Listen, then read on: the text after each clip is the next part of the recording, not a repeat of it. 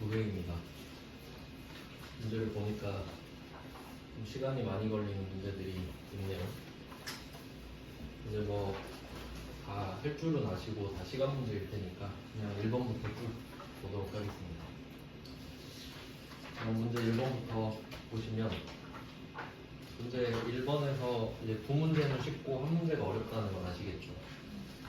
1번은 뭐 거래처 등록인데 엄청 쉽습니다. 뭐 제가 알려드렸던 팁은 번호를 좀 확인하면 편하다라고 말씀을 드렸는데, 번호가 좀 작은 번호면 그냥 앞쪽에 일반 거래처의 확률이 높아요. 그러니까 여기에서는 번호가 1230이니까 그 앞에 0은 뭐 굳이 안 써도 되죠. 1230 이렇게만 쓰면 되고,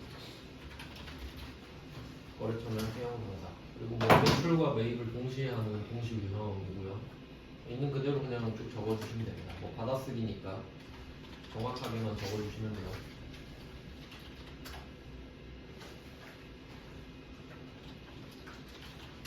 그리고 그 주소 같은 경우는 이게 주소 검색하면 시간이 좀 걸리는데, 이 주소 같은 경우는 그냥 일반적으로 알아두세요. 그냥 타이핑 치시면 됩니다. 이게 말풍선으로 검색할 수 있잖아요. 이게 괜히 시간 오래 걸릴 수 있죠. 그리고 우리 시험은 주소 찾는 시험이 아니잖아요. 그러니까 그 옆에다가 타이핑만 치시면, 왜냐면 저거는 그 인터넷 속도랑 또 관련이 있기 때문에. 밑에 써도 돼요? 응? 여기에 써도 돼요? 어디요? 밑에? 네. 아마 그냥 이거 육안으로 보고 타이핑만 맞다고 할 것 같아요. 왜냐면 이거는 점수 주려고 낸 문제라서 그렇게 꼬아서 채점할 것 같지는 않습니다. 1번은 그냥 무난한 보너스 문제였고, 그 다음에 1번은 2번도 쉽죠. 이제 아시겠죠? 세 번째니까 거래처별 투기월이 또 나왔어요. 그래서 이쪽에서는 이번엔 바드러움이네요. 바드러움은 뭐 거래처랑 금액만 확인하시면 되는데, 원수는 1,500으로 바꾸고 캐스터 200으로 이제 끝났고요. 그 다음에 단기 차익금, 얘는 하나 추가해 줘야겠네요. 일단 빛날 통신은 1,300으로 바꾸고, 챔프는 냅두고 새로 밑에 칸에서 F2번으로 이태백을 추가하면 되네요. 금액은 1,000만원. 아주 간단하죠. 문제는 3번인데 지금 세 번째인데 다 스타일이 다르기 때문에 이거는 특히 더 어렵습니다. 그러면 뭐 다시 한번 제가 적어서 한번 볼게요. 이거는 봐도 익숙해지지 않는 주제일 거예요. 그러면 다시 순서를 한번 찾아볼까요? 이제 0번부터 주는 거는 없는 것 같아요. 보니까 1번이 제조원가 명세서, 전기분은 당연히 있고요. 전기분 제조원가 명세서가 1번, 그 다음에 2번이 전기분 손익계산서, 3번이 전기분 증여금 처분계산서. 글자가 조금씩 생략되어 있는데 이 풀네임을 좀 기억해 주시는 게 좋습니다. 어차피 외울 거면. 마지막 4번이 전기분 재무상태표. 뭐 이유는 말씀드렸죠. 일단 돈을 써야 물건을 만들고, 그게 제조원가 명세서. 그 다음에 만들어야 팔 수 있으니까 손익이 다 생기고요.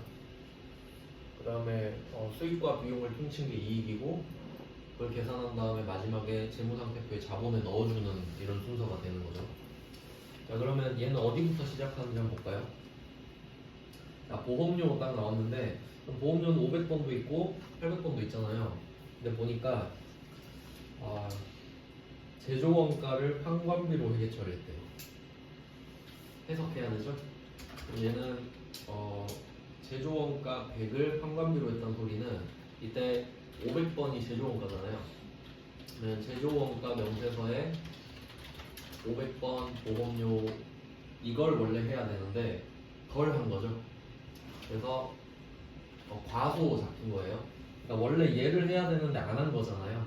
그리고 손익계산서 쪽에 800번 보험료로 들어가 있는 거죠. 과대가 돼 있는 상태죠. 그러면 두 개를 다 고쳐야 되는 거예요. 800번에서는 빼고 500번은 더 해야 되는 거죠. 그러면 어차피 이제 순서상으로 1번, 2번 가니까 1번에서 고치고 2번도 또 가서 고쳐야겠네요. 그래서 얘는 손이 더 많이 가죠. 그럼 한번 해보겠습니다. 첫 번째는 전기분 원가 명세서. 이거 독해력도 좀 필요하죠. 그럼 제조원가를 여기다가 보험료를 넣었어야 되는데 그래도 좀 배려를 해준 건지 보험료가 아예 없네요. 그리고 여기 새로 보험료를 만들어서 집어넣어줘야겠죠. 여기다 해야 되는데 안 한 거니까.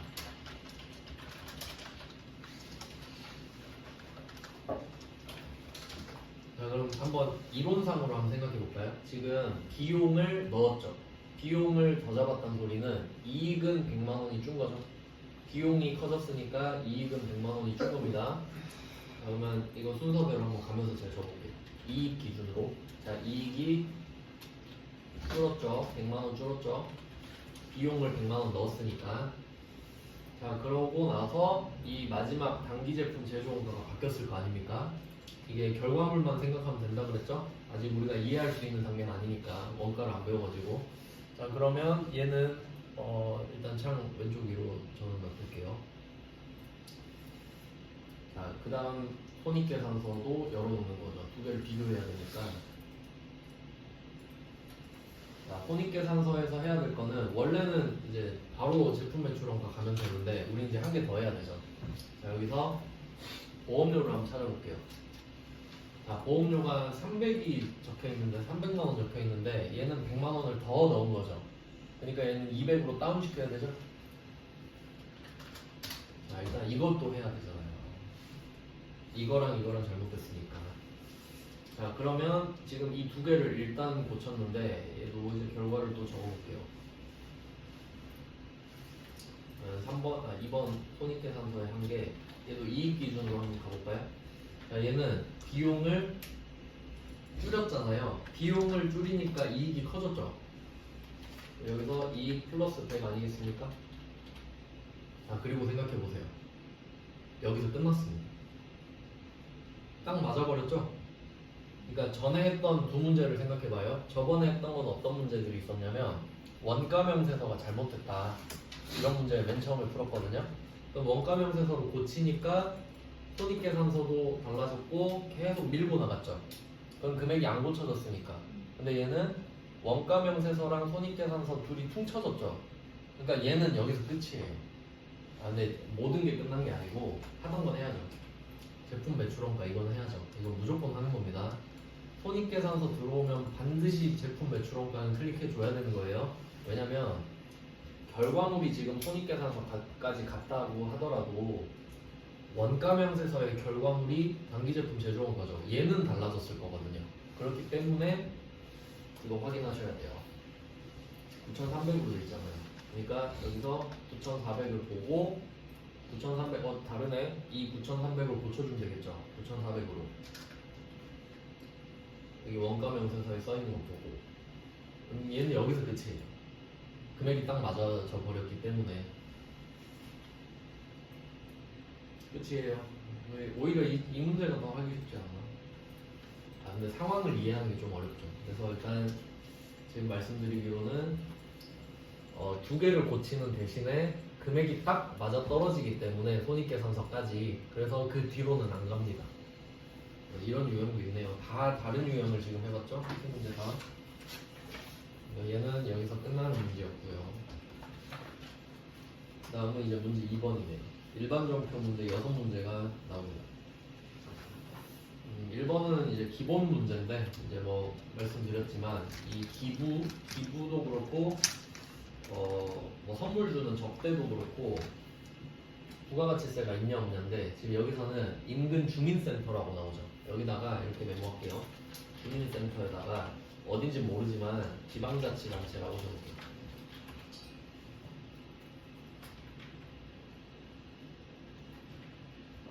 왜냐면 국가지방자치단체에다가 기부하면 면세거든요. 그래서 일반정표에 적을 수 있어요. 왜냐면 원래 이거 팔면 350이죠.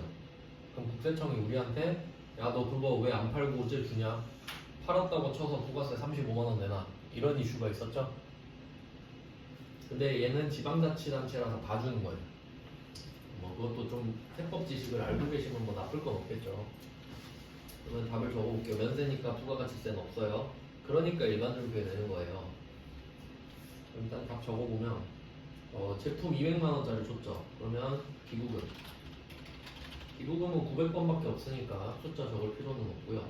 그 다음에 이 제품을 만드는데 200만원을 썼거든요. 원가가 200만원이니까. 그럼 내가 200만원을 써서 이 제품을 얻었는데 이 제품을 주면 200만원짜리 주는 거겠죠. 이건 기본적인 겁니다. 그래서 기부금 200, 대변의 제품 200 이렇게 가는데 제품 매출 아니죠. 이건 자산의 감소입니다. 제품 매출은 수익 발생이고. 자, 그러면 여기서 끝인가? 재고자산을 팔지 않았는데 없어졌죠. 적용팔 안 적으면 틀립니다. 여기서는 사실 적용팔을 냈다고 보셔도 되고요. 그리고 그 예를 들어서 이것까지 한번 보여드릴게요. 지금 일반 점표에 답 적으셨죠? 왜냐면 지방자치단체는 면세니까.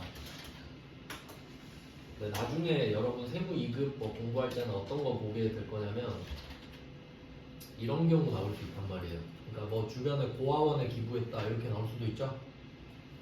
그러면 메인 매출점표에 쓰는 겁니다. 메인 매출점표 14번 건별. 예를 들어 고아원에다가 기부했다. 그럼 과세거든요.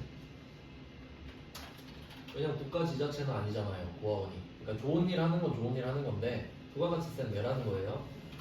그러면 답이 어떻게 바뀌냐면 기부금. 원래는 우리가 200만 원만 주면 되는 거였죠. 근데 부가가치세도 35만 원 더 내야 되잖아요. 그래서 235만 원, 제품 200. 적용팔은 뭐 당연히 붙는 거고요. 팔지 않았으니까 이거는 똑같은 건데 여기서는 부가세 예수금이 35만 원이 더 붙게 되는 거죠. 그러니까 여기 어디에 기부했는지에 따라 다 바뀌는 겁니다. 실제로는. 그래서 지금은 사실 여러분이 이것까지 생각할 필요는 없지만 미리 생각해 놓지 않으면 나중에 공부를 또 덧붙여서 해야 되는 일이 생기기 때문에 어차피 이런 스타일의 답도 보셨잖아요. 그러니까 하는 김에 제대로 같이 정리를 해놓는 게 좋다. 그래서 밑에 제가 빨간색으로 표시한 문제도 나오는 거 보셨죠? 그러니까 둘 다 나올 수 있는 겁니다. 그러니까 고아원에 기부했다, 뭐 고아원 나온 적은 없지만 그러면 메인 매출점표 문제에다가 내겠죠. 이렇게까지 알아두시면 제일 좋고요. 뭐 입력은 8월 21일 전에 기부금은 900번 영업 외 비용이기 때문에 하나밖에 없어요. 그리고 제품에서는 적용 8 이게 생명이죠. 뭐 이제 아시겠지만 답 적어놨으면 입력은 뭐 보고 하는 거라서 전혀 어렵지 않아요. 그 다음에 2번 문제 볼게요. 자, 2번 문제는 전 만화 씨한테 단기 차입금, 원래 대주주는 특수관계인이라서 다른 계정 과목을 쓰기도 하는데 이건 그냥 참고로만 좀 말씀드리면 없애버렸네. 옛날에 있었는데 계정 과목 없앴으니까 설명드릴 필요는 없겠네요. 원래 특수관계인한테 돈 빌려주면 다른 계정 과목 썼거든요. 빌리거나. 그럼 여기서는 단기 차입금이 뭐 있는데 빌렸을 때 한번 생각해보면 보통예금 2,000, 단기 차입금 2,000 이런 식으로 뭐 썼겠죠? 빌렸을 때. 자, 그럼 이거를 언젠가 갚아야 되잖아요. 그게 오늘인데 이 중에 1,500은 다시 갚았어요. 그러면 단기 차입금이 사라지고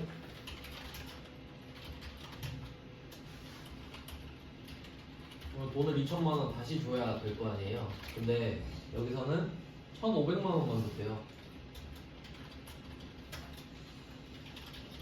자, 그리고 이것도 한번 생각해 볼까요? 지금 단기 차입금이 부채 마이너스인 거죠. 보통 예금 처음에 돈 빌렸을 때가 자산 증가, 부채 증가 이렇게 갔잖아요. 근데 지금 돈 갚으니까 부채가 사라지면서 자산도 줄어드는 거죠. 근데 원래는 금액이 같아야 되잖아요. 그러니까 처음에 돈 빌렸을 때 한번 생각해 보잖아요. 그럼 여기서 순자산을 한번 따져보면 순자산은 자산 빼기 부채입니다. 자산 빼기 부채. 그러면 2,000 빼기 2,000이니까 없는 거예요.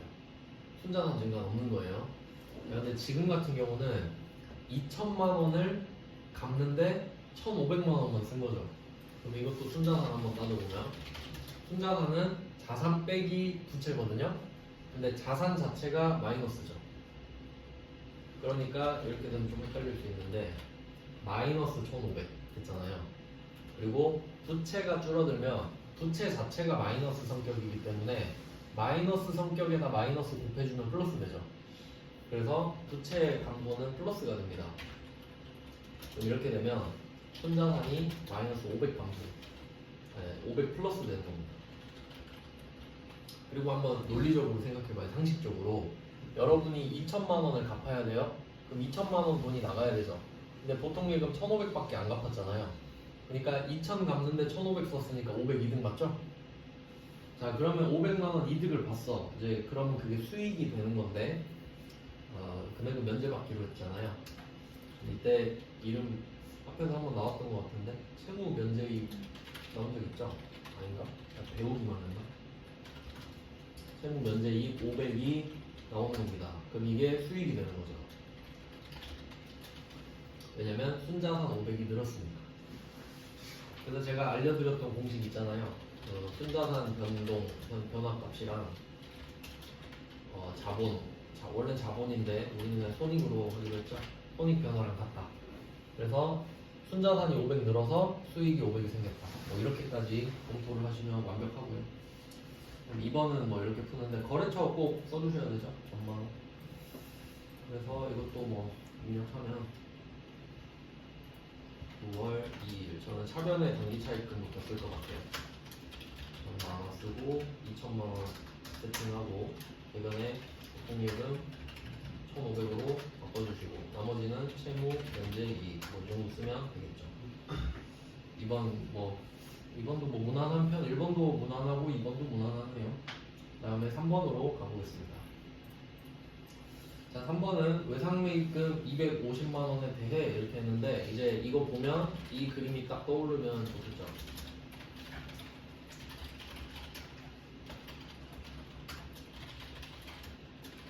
이 왁구가 딱 떠오르셔야 돼요. 외상매입금 보는 순간 아 내가 원재료를 샀겠구나, 부가세도 뭐 냈었겠구나, 이건 돌려받을 수 있다, 이 정도가 기본 왁구고. 근데 여기서 이거를 갚는 거죠. 지금 얘는 메인 매출 점표에다가 처음에 시작했을 건데 돈을 갚는 거는 일반 점표죠. 외상매입금이 사라집니다. 일반 점표에는 거래처 꼭 써줘야 되잖아요. 그래서 용인 이렇게 적어 놓으셔야 되고, 그러면 250만 원 나가야 되죠. 타인이 발행한 당좌수표 여기다 표시를 좀 해두셔야겠네요. 타인이 발행한 당좌수표 이것도 중요합니다. 이거 그냥 넘어갈 문제가 아니에요. 왜냐면 우리가 받을 수 있는 수표가 당좌수표랑 자기합수표가 있단 말이죠. 그러면 이거 상관없네. 타인이 발행한 거는 다 현금이긴 하네요. 그러면 당좌수표를 받을 수도 있고 자기합수표를 받을 수도 있습니다. 그러면 둘 다 어차피 현금으로 바꿀 거기 때문에 받았을 때 현금 처리하거든요. 취하면은 차변에 현금 이렇게 쓰겠죠. 차변에. 근데 그 뒤로 수표를 보통 현금으로 바꾸잖아요. 현금으로 바꾸는 정도니까. 근데 여기서 타인이 발행한 당좌수표를 줬다라는 말은 당좌수표를 받은 이후에 현금으로 안 바꿨단 소리죠. 그럴 수도 있는 거예요. 그러면 그걸 그대로 주는 거예요. 그러면 받았을 때 현금이었으니까 줄 때도 그냥 현금 나간다 이렇게 생각하시면 되는 거죠. 그래서 이때는 당좌수표나 자기합수표나 같습니다. 그러니까 답이 안 바뀔 거란 소리예요. 자기합수표에도 상관이 없고요. 그러니까 되게 특이한 경우예요. 사실 약간 문제를 위한 문제인데, 왜냐하면 당좌수표는 빨리 현금으로 바꿔야 되거든요. 부도 위험 때문에. 근데 안 바꾸고 그냥 줘버린 겁니다.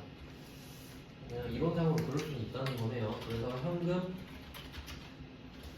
150 주고, 현금에는 이름표가 없으니까 거래처 그런 거 없고요.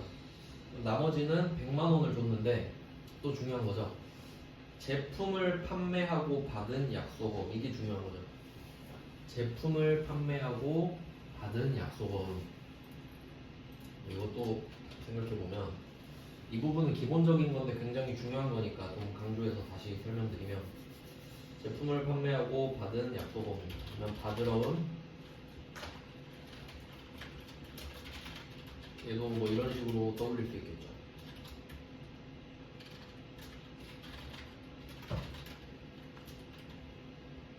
이런 느낌이죠.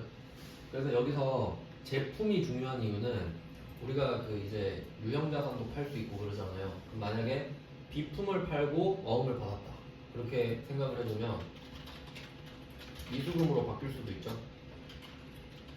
예를 들어 제품 매출이 아니라 비품을 팔았다 이럴 수 있잖아요. 그럼 부가가치세는 똑같이 뭐 붙을 건데, 그러니까 이 제품 매출 때문에 받으러움이 된 거고 비품이라면 미수금이 됐을 거다라는 거죠. 그러니까 뭐 팔았는지 말해주는 거죠. 그러니까 제품을 팔았다는 게 중요한 거예요. 왜냐면 그래야 받으러움인 걸 아니까. 그럼 이 지금은 받으러움을 준다라는 걸 좀 확인할 수 있는 거죠. 그래서 대변에는 받으러운 100만 원이 되는 겁니다. 미수금일 수도 있다는 거예요. 그리고 이 받으러움은 원래 수원한테 받을 수 있는 거였죠. 내가 수원한테 받을 수 있는 어음을 쟤한테 줘버렸으니까 자산의 감소 이렇게 되는 거죠. 그래서 여기서는 외상 매입금에도 거래처가 있고 받으러움에도 거래처가 따로 있다. 이게 포인트입니다. 그래서 얘를 한마디로 요약한다고 하면 얘는 배서 양도 이슈가 있는 거죠. 내가 남한테 받은 어음을 또 남한테 줘버리는. 그래서 배서양도나 배서양수 같은 경우는 지금 이 자리에 없는 거래처가 꼭 나옵니다. 그러니까 지금 우리가 용인한테 돈을 받고 있잖아요. 근데 웬 수원이라는 애가 나오는 거죠. 배서양도의 특징입니다. 그래서 일반전표라서 거래처는 다 챙겨 적어주시고 10월 19일 차변에 외상매입금부터 저는 쓸 거고 거래처는 용인.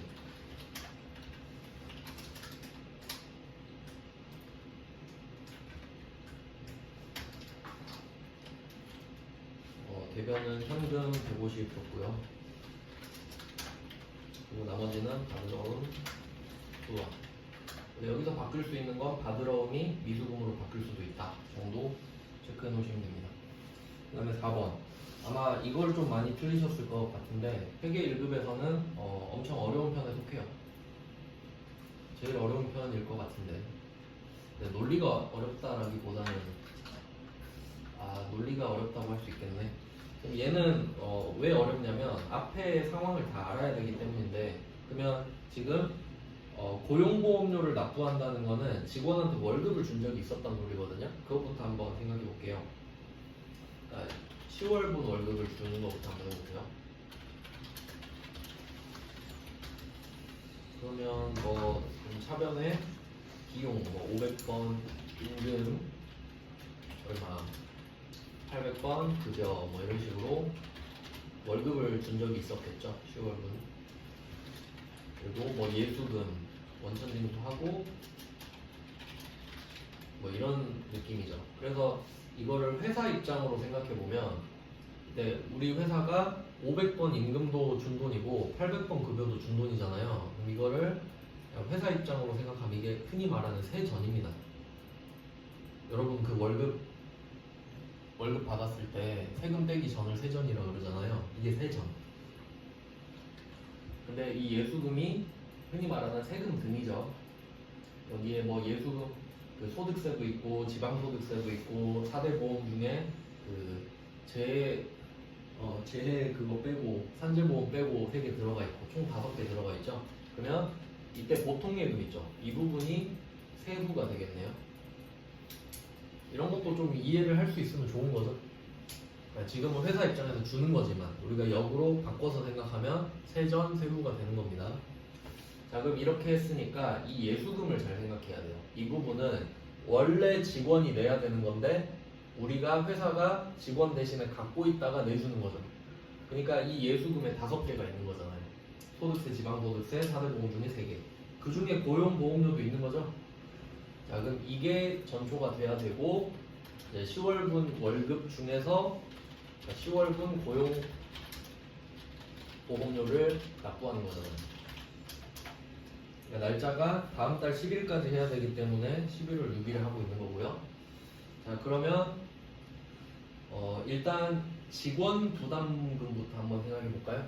직원 부담금이 18만 원, 9만 원, 27만 원 이렇게 돼 있죠. 그러니까 총 27만 원이죠. 자, 여기서 중요한 거는 그 27만 원은 이 예수금 안에 들어 있어요. 이 예수금 안에 27만 원 포함되어 있다고요. 그랬을 거 아니에요. 직원이 원래 내야 되는 건데 네가 할 줄 모르니까 내가 일단 월급에서 빼놓을게, 이런 상황이죠. 그러니까 이건 당연히 27만 원보다 크겠죠. 근데 그 중에서 27만 원만 내는 거 아닙니까? 그래서 직원 부담금에다 예수금이라 적어놓으세요. 이건 답이 절대 안 바뀌어요.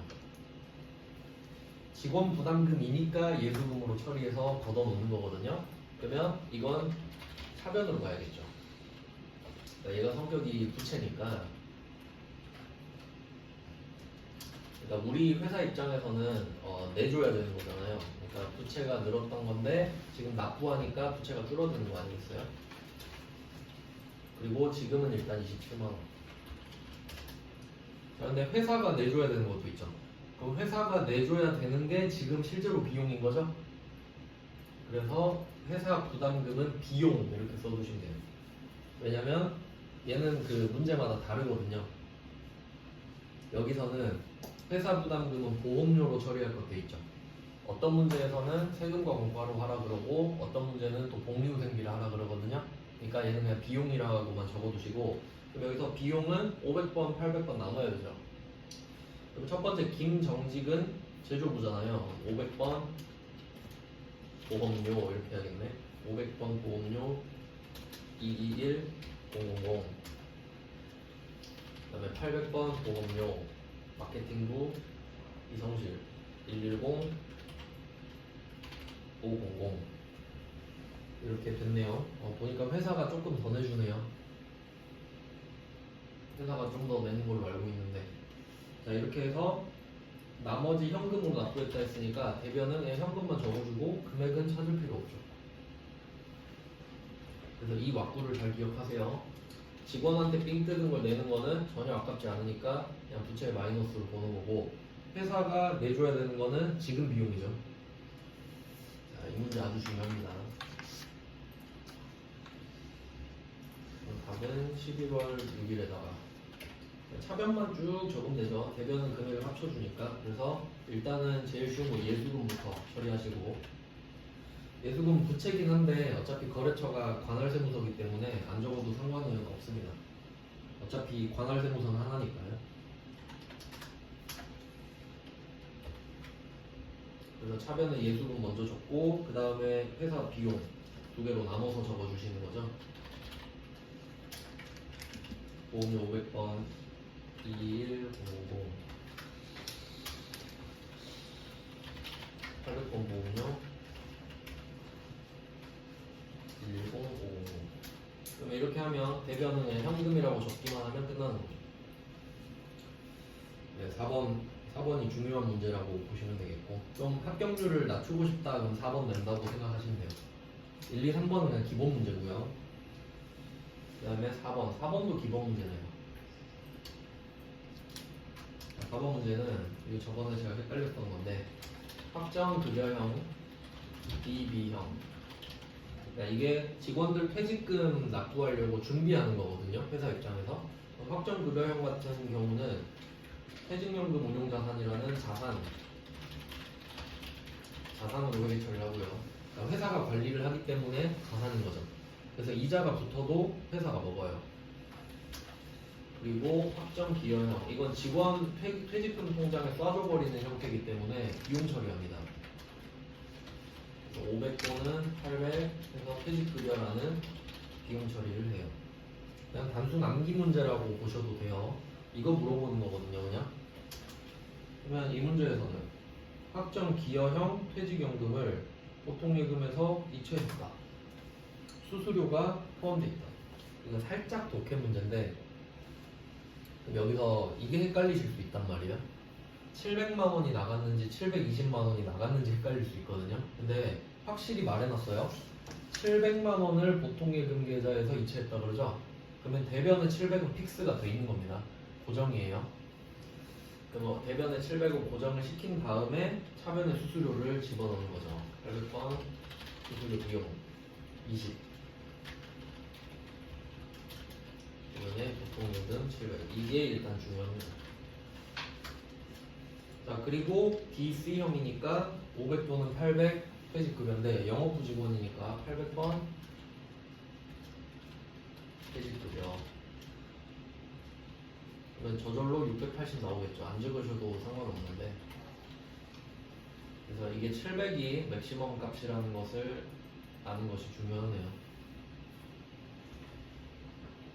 그리고 또 지금 그 영업부 직원이라서 800번이죠. 영업부라서.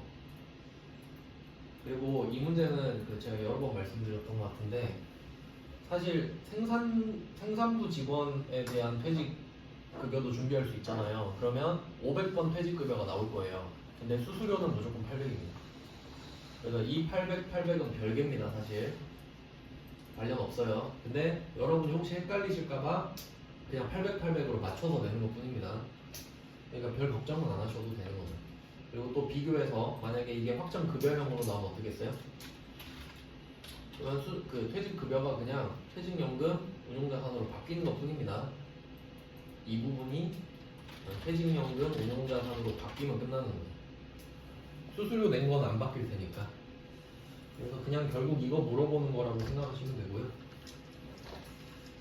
뭐 입력은 역시 뭐 입력은 항상 간단하죠. 퇴직급여 800번 물어보는 문제였고,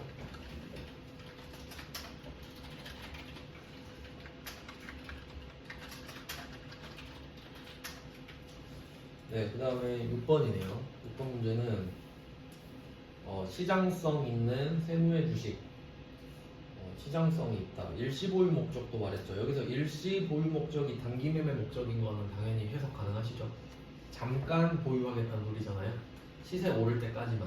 그래서 일시 보유 목적 플러스 시장성이 있다 해서 단기 매매 증권이 충족됐다는 걸 알려주는 거예요. 중요한 겁니다. 왜냐면 이 이름이 매도 가능 증권으로 바뀌어버릴 수도 있잖아요. 그래서 엔드 조건을 충족했느냐. 첫 번째 일시 보유 목적, 단기 매매 목적이고 시장성이 있다, 상장됐다는 소리죠. 그렇게 하면 단기 매매 증권이 성립이 됩니다. 자, 그럼 단기 매매 증권을 처분했다는 소리네요. 여기서는 자, 장부금액 8천, 이게 기준이라고 생각하시면 돼요. 장부금액 8천은 여러분 장부에 써있는 금액이잖아요. 그럼 여러분은 이걸 팔았으니까 8,000원보단 더 받고 싶겠지. 그러면 한번 답을 적어볼게요. 자, 팔았으니까 돈이 들어오겠죠? 이때 얼마에 팔았냐 하니까 10,000원에 팔았대요. 그러면 500주 곱하기 10,000원 하니까 500만원 들어오죠? 500만원 들어올 줄 알았으나 수수료 25만원 빼고 들어왔죠. 수수료는 또 조심하셔야 되는 게 보통 예금으로 받는데 수수료 25만원을 제외하고 받는지 아니면 가끔씩 수수료를 따로 현금으로 냈다고 할 때도 있거든요. 그럼 그때는 500만원은 보통 예금으로 따로 받고 수수료만 25만원 뺄 수도 있는 거예요. 일단 제가 적어놓고 비교해 드릴게요. 자, 그러면 우리가 알고 있는 단기 매매 증권은 8,000원짜리가 500개 나간 거죠.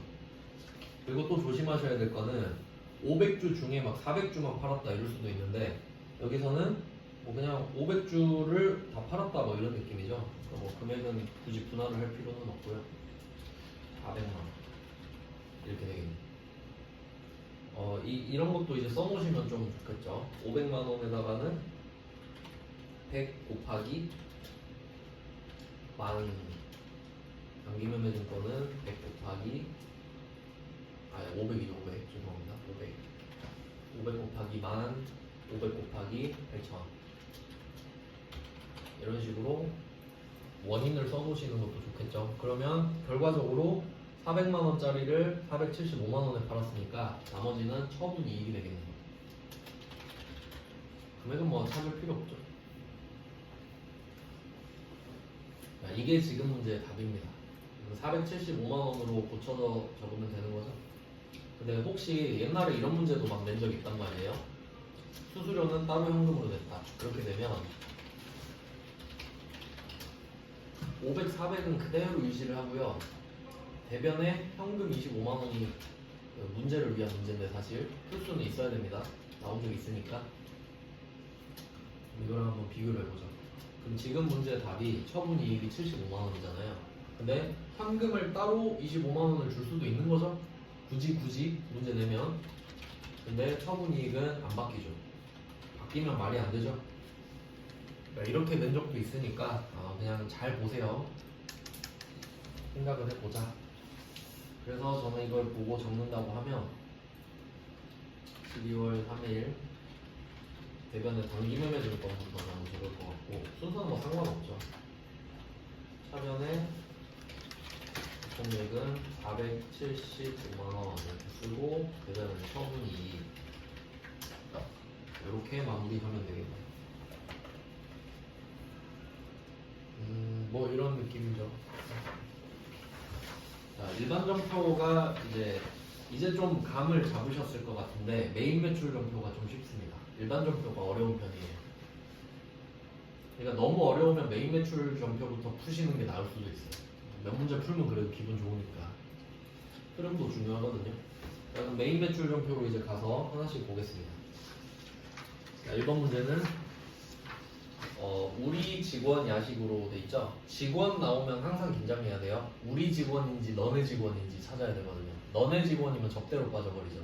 근데 우리 직원이니까 복리후 생기죠.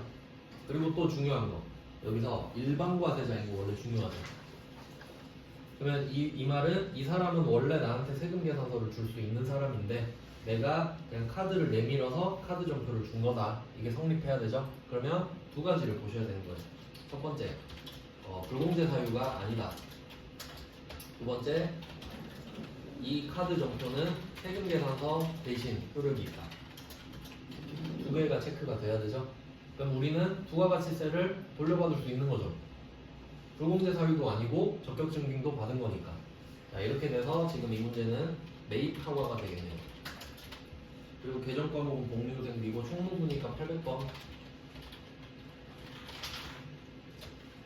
이거는 뭐 복리후생비 20만 원에 부가세, 미지급금, 뭐 카드 이렇게 가겠죠. 바로 적을게요. 근데 뭐 이건 사실 논리를 낸 거라기보다는 약간 어떤 그 부가가치세에 대한 알고리즘을 낸 거라고 볼 수 있기 때문에 입력하면서 바로 보여드릴게요. 매입 카가 57 카가고 품목은 그냥 저는 8 복리후생비 정도. 공급가액은 카과, 현과, 건별은 부가세까지 같이 적는 거라고 말씀드렸죠. 22만 원 적고, 그래서 저는 저 8개. 그리고 카드랑 현금 영수증은 전자가 없으니까 바로 내려가지고요. 카가 몰랐으니까 신용카드. 여기서는 하나카드라고 써있죠. 그리고 4번 카드 붕괴로 끝낸 다음에 이 원재료를 복리후생비 보고 바꿔주시면 끝이죠. 그러니까 실제로 메인 매출 점표가 조금 더 무난하죠. 시간도 좀 덜 걸리고. 그 다음은 2번. 이거 유형자산 처분이네요. 좀 놀라셨을 수도 있을 것 같은데. 이거 나오면은 멘탈 깨기용이거든요. 그러니까 한 문제 틀리는 게 아니라 이것 때문에 흐름 자체가 좀 바뀌는 경우가 있어서 유형자산 처분.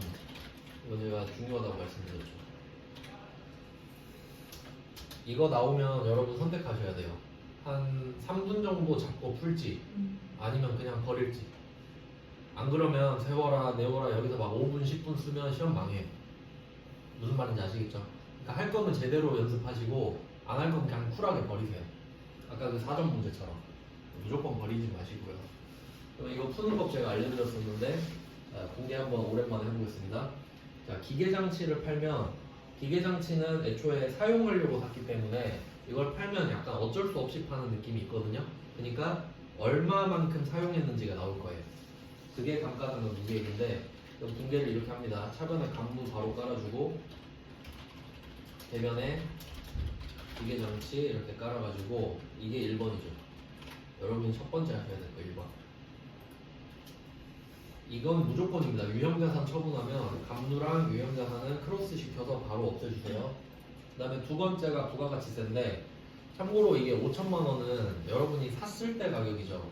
지금은 팔고 있고, 그러니까 이 5천은 아무 상관없어요. 지금이랑. 지금은 얼마에 팔았다가 중요하죠. 근데 말도 안 해주고 이 안에 증빙이 있네요. 보니까 공급가액이 1,350이니까 부가세가 135만 원을 붙겠죠. 그래서 이거를 대변에다가 세팅을 해주고 이게 2번. 그 다음에 3번이 얼마 받았냐. 자, 여러분은 항상 물건값이랑 부가세 같이 받으셔야 돼요. 그러니까 합계 금액 있죠. 합계 금액 왼쪽 밑에 이게 차변 금액이 돼야 되는 거예요. 그러면 뭘로 받았냐 하니까 일단 현금 485만 원 있죠. 현금 485만 원. 그리고 1,000만 원 더 받아야 돼요. 외상 미수금이죠. 미수금 1,000만 원. 여기서 미수금인 이유는 외상 미수금이라서 미수금인 거 아니죠? 기계를 팔았는데 외상이니까 미수금. 이거 중요한 거죠. 어음 받아도 똑같다고 했던 거 기억나세요? 이제 슬슬 헷갈리실 건데. 그러니까 여기서 그 외상 미수금에다가 참고로 적어주세요. 어음 받아도 다 똑같다 이 정도로.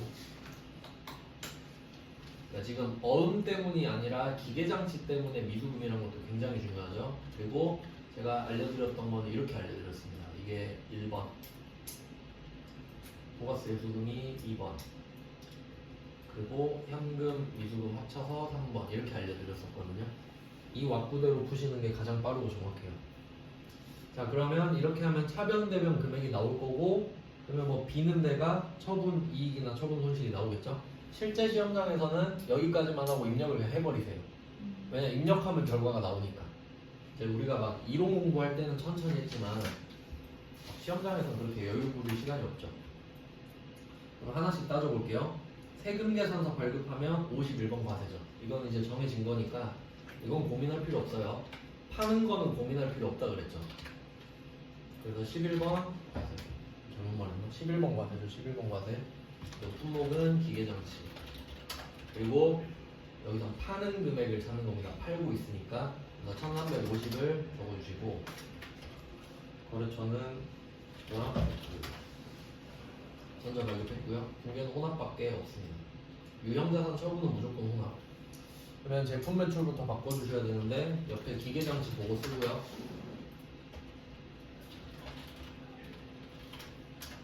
그리고 오른쪽에 금액 바꿔주셔야 돼요. 5천만 원으로. 그리고 대변에 기계장치가 나가면 차변에 감루가 따라 나가야 되는데 206번이 기계니까 207을 적는 게 더 빠르다고 말씀드렸어요. 그리고 감루 3,800으로 바꿔주고 이렇게 하면 1번, 2번까지가 완성이 된 거예요. 그럼 이제 차변 1,485만원 이게 차변 3번이죠. 이 차변에 현금 485만원 미수금 또 금액을 1,000만원으로 조정해 주시면 자, 여기서 확인하는 거예요. 봤을 때 오른쪽이 금액이 더 작죠. 뭐 오른쪽이 비었구나, 오른쪽은 수익이니까 처분 이익이다 이렇게 찾는 거죠. 그래서 4번 대변에 처분 이익 써서 유형자산 처분 이익으로 딱 채워주면 끝나요. 이 문제는 아주 중요합니다. 정말 중요하고 최근에는 이게 보통 전자세금 계산서 주는 걸로 많이 나왔는데 요새는 증빙을 바꿔서 내기도 해요. 카드 전표를 발급했다 이러면 유형은 카과로 바뀌는데 분계는 똑같죠. 네, 그런 것까지 감안하셔야 된다는 거고요. 자, 그 다음은 이제 3번 갈게요. 나머지는 뭐 그냥 무난한 문제인데 바로 입력하면서 보여드릴게요. 자, 9월 22일이고요. 여기서는 원재료를 세금 계산서 발급받고 샀다. 이거는 뭐 별 문제 없죠. 51번 바로 가서 원재료 공급가액은 이거는 이제 방법을 알고 있어야 되는데 우리가 부가가치세까지 같이 적어야 되는 게 카과, 건별, 현과 3개밖에 없다 그랬죠. 근데 지금 원재료 550만 원에 부가세가 포함된 걸 알려줘 버렸잖아요. 지금은 금액이 간단하니까 암산이 가능한데 예를 들어 막 금액 나중에 복잡한 거 나와버리면 385만 원 암산 안 되잖아요. 그러니까 공식을 아셔야 되죠. 550만 원 쓴 다음에 나누기 1.1 이 금액을 써야 돼요. 부가세가 포함이 된 거는 나누기 1.1 잘 기억해 주세요. 그래서 500을 적으셔야 되죠. 왜냐면 카과 현과 건별이 아니니까. 이것도 조심하셔야 되고요. 이거 함정으로 넣은 겁니다. 여기 주의하세요. 550만 원의 부가세 포함 이거 표시해 주셔야 돼요. 그러니까 이게 500만 원 부가가치세 별도랑 같은 뜻이잖아요. 자, 그리고 이제 전자도 받았고요. 공개는 혼합으로 가면 되겠네요.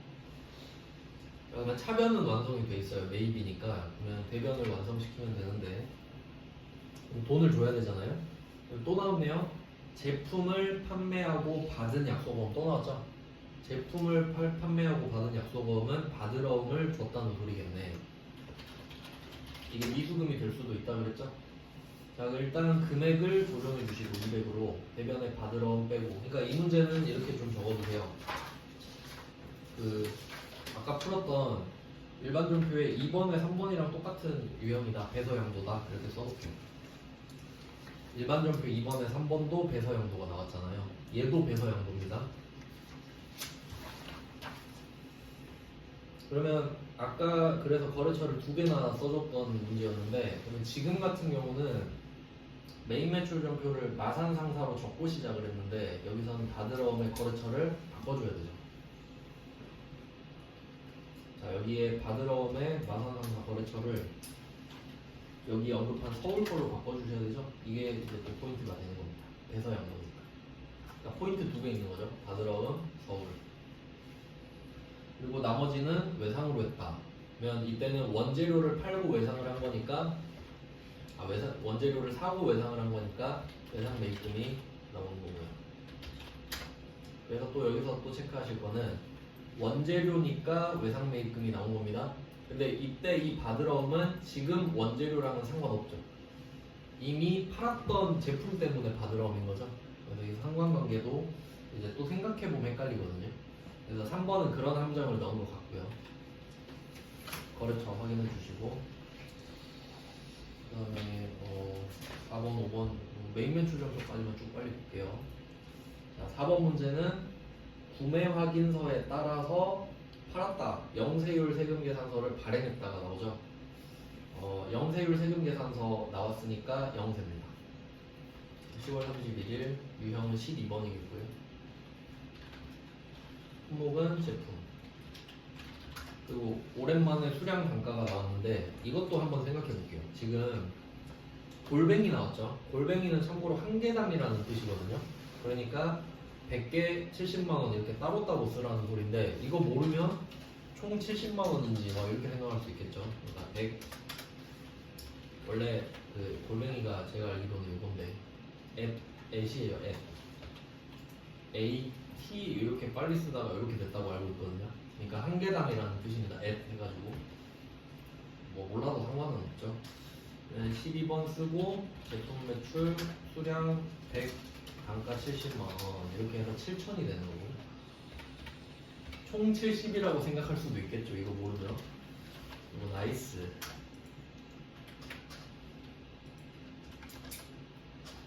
네, 이름이 약간 수출 같은 느낌이 나도 국내에 있는 회사인 겁니다. 지금. 자, 그 다음에 영세율 부분 여기서는 3번으로 정해졌죠. 내국 신용장 구매 확인서가 언급이 됐기 때문이에요. 서류 번호는 뭐 없으니까 적을 수가 없는 거고. 그러면 붕괴는 50%는 보통, 50%는 외상입니다. 그러면 혼합 가셔서 자변에 여기서 50%는 7천만 원이죠. 3,500만 원이죠. 그러면 보통액은 3,500 적어놓고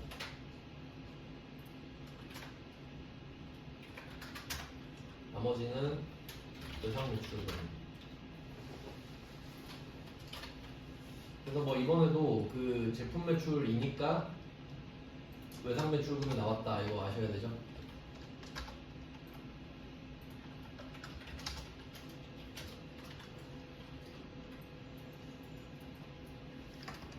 다음은 5번입니다. 메인 매출 점표 풀면은 이 생각은 항상 하고 계셔야 돼요. 불공이 언제 나올까? 불공은 무조건 나오거든요. 그래서 지금 5번에 나왔네요. 영업부 거래처가 나왔죠. 거래처 직원한테 선물한다. 그러니까 1번이랑 대조되죠. 1번은 우리 직원, 5번은 너네 직원. 그러니까 불공제 사유 바로 떴습니다. 자, 불공제 사유인데 세금 계산서를 받았다. 그러면 불공이 되는 거죠. 불공제 사유 자체가 불공인 게 아니에요. 세금 계산서 받고 불공제여야 불공인 겁니다. 11월 4일에다가 불공 바로 가보겠습니다. 얘는 영업부 거래처 선물이니까 저는 800번 기업 업무 추진비 이렇게 쓸게요. 그리고 금액은 수량이 한 개밖에 없으면 안 적어도 상관없겠죠. 공급가액에다가 150 쓸게요. 거래처는 또 영업부 거래처 쓰고 있으면 안 되고 증빙 받은 곳이죠. 선물을 산 곳이 정민상사인가 봐요. 선호공상사 우리가 사는 거니까 우리가 정민상사죠. 혹시 거래처 헷갈리시면 이것도 좀 알고 계시는 거 봐요. 오른쪽 위에 우리 회사 이름이 적혀 있습니다. 그러니까 정민상사가 아닌 게 거래처라고 이렇게 하면 좀 빨리 접근할 수 있거든요. 자, 전자 1번 찍고 얘는 4번에 기업 업무 추진비. 공개는 외상비 수금이니까 혼합하셔야겠네요. 미지급금 써야 되죠. 원재료는 기업 업무 추진비 800번으로 바꾸시고 대변에 미지급금. 얘는 카드 결제가 아니니까 손오공 상사의 미지급금으로 알아두시는 게 맞습니다. 뭐 무난한 편이네요. 그 다음은 마지막 6번. 불공을 두 문제 냈네. 네, 불공이 두 문제도 나온 적이 있네요. 이렇게 12월 5일이고 그럼 얘는 토지 정지죠. 토지 정지는 앞에 목적에 상관없이 토지의 자본적 지출이기 때문에 참고로 이 문구를 좀 확인해 주시면 좋겠습니다. 앞에 공장 신축 목적으로 취득한 토지의 이렇게 돼 있잖아요. 근데 앞에 이 문구는 지금 없어도 답이 똑같아요. 이 부분을 양과로 써놓을게요. 공장 신축 목적으로 취득한 이 부분은 없어도 답이 안 바뀌어요. 왜냐면 이 목적으로 하든 아니든 간에 토지 정지 자체가 토지의 자본적 지출이거든요. 그렇기 때문에 토지의 자본적 지출은 불공제 대상이다. 부가가치세가 들어갔으니까. 그래서 불공이 됐습니다. 얘도 세금 계산서를 받았기 때문에 불공이 된 거예요. 유형은 또 54번이고 아마 사람들이 이렇게 틀렸을 것 같네. 5번에 불공을 한 문제 냈으니까 6번도 불공일 리가 없다. 이렇게 좀 찍어서 틀렸을 수도 있을 것 같고 품목은 그냥 전 토지로 쓸게요. 토지의 자본적 지출이니까 금액은 5천만 원. 돈도 비싸잖아요. 땅 형질 자체를 바꾸는 거니까. 그렇죠는 남들 건설 전자 받았고 불공제 사유는 6번에 토지 찍으면 되겠죠. 토지 정지 자체가 토지의 자본적 지출입니다. 이유는 상관없어요. 토지 정지 자체가. 자, 붕괴는 수표랑 외상이 섞여 있네요. 혼합하셔서 전재료는 토지로 바꾸고 대변에 뭐 순서는 상관없지만 수표 받았으면 현금이죠. 현금은 550. 나머지는 미지급금이네요. 토지에 대한 외상이 되니까.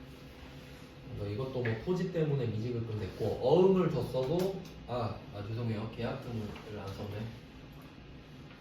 죄송합니다. 계약금도 더 써야죠. 그러니까 이게 안 적고 쓰면 이렇게 틀려요. 대금 지급은 기지급한 계약금, 이미 지급한이라는 소리죠. 그러면 지금 뭐 대변밖에 없으니까 준 거는 성급금일 테고요. 성급금 이것 때문에도 많이 틀렸겠다. 이게 수표로 받은 거였나 보다. 그래서 성급금 550 이것도 중요합니다. 그리고 나머지는 외상 이렇게 가야 맞겠네요. 미지급금이고요. 그래서 이거는 좀 연결해 줄게요. 계약금 550만 원이랑 밑에 수표 550만 원을 연결해 주도록 하겠습니다. 아마 그렇겠죠. 이게 정확히 일치한다는 보장은 없지만 약간 문맥상 그럴 것 같습니다. 그래야 여러분이 문제 풀기 쉽거든요. 일단 이렇게 해놓고 10분 쉬고 나머지 주제들 보겠습니다.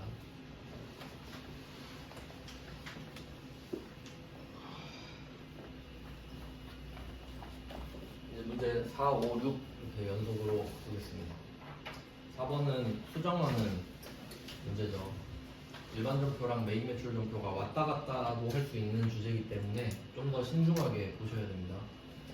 문제 4번에 1번은 에어컨 수리비 이야기하네요. 에어컨 수리비. 그럼 에어컨 수리비 딱 듣는 순간 수익적 지출? 뭐 이 정도 생각나면 좀 좋을 것 같은데 수선비로 회계 처리를 하였대요. 보통 이제 한번 끊어줘야 되는 거 아시죠? 수선비로 회계 처리하였으나 이렇게 나오면 왼쪽은 잘못됐고 오른쪽이 제대로 한 거다 이런 느낌이죠. 그러면 올바르게 하는 내용을 보시면 수선비는 10월 10일 미지급금으로 회계 처리한 것을 결제한 거다. 이건 약간 독해 문제가 들어가는 것 같은데 그러면 지금 회사가 한 거를 생각해 보면 이걸 수선비로 했다고 합니다. 근데 이건 그냥 보는 게 빠르겠네요. 볼 수 있으니까 직접 가서. 그럼 여기서는 부가가치세가 포함되어 있을 테니까 메인 매출 점표 가서 11월 10일 이게 왜 없네? 일반 점표인가?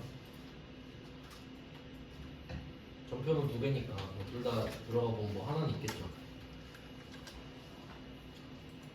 그러면 가서 일반 점표 가서 봤어요. 원래는 메인 매출 점표에 있어야 맞거든요. 부가세가 있으니까. 근데 이유를 생각해 보니까 미지급금을 회계 처리한 거예요. 그러니까 왜 일반 점표에 있냐 생각해 보면 그럼 원래 어떻게 돼 있었는지 한번 볼까요? 원래대로라면 메인 매출 점표에서 에어컨 수리비니까 그 수선비는 맞긴 맞거든요. 공장이니까 500번이고 이 수선비 80 미지급금 뭐 이렇게 했단 소리겠네.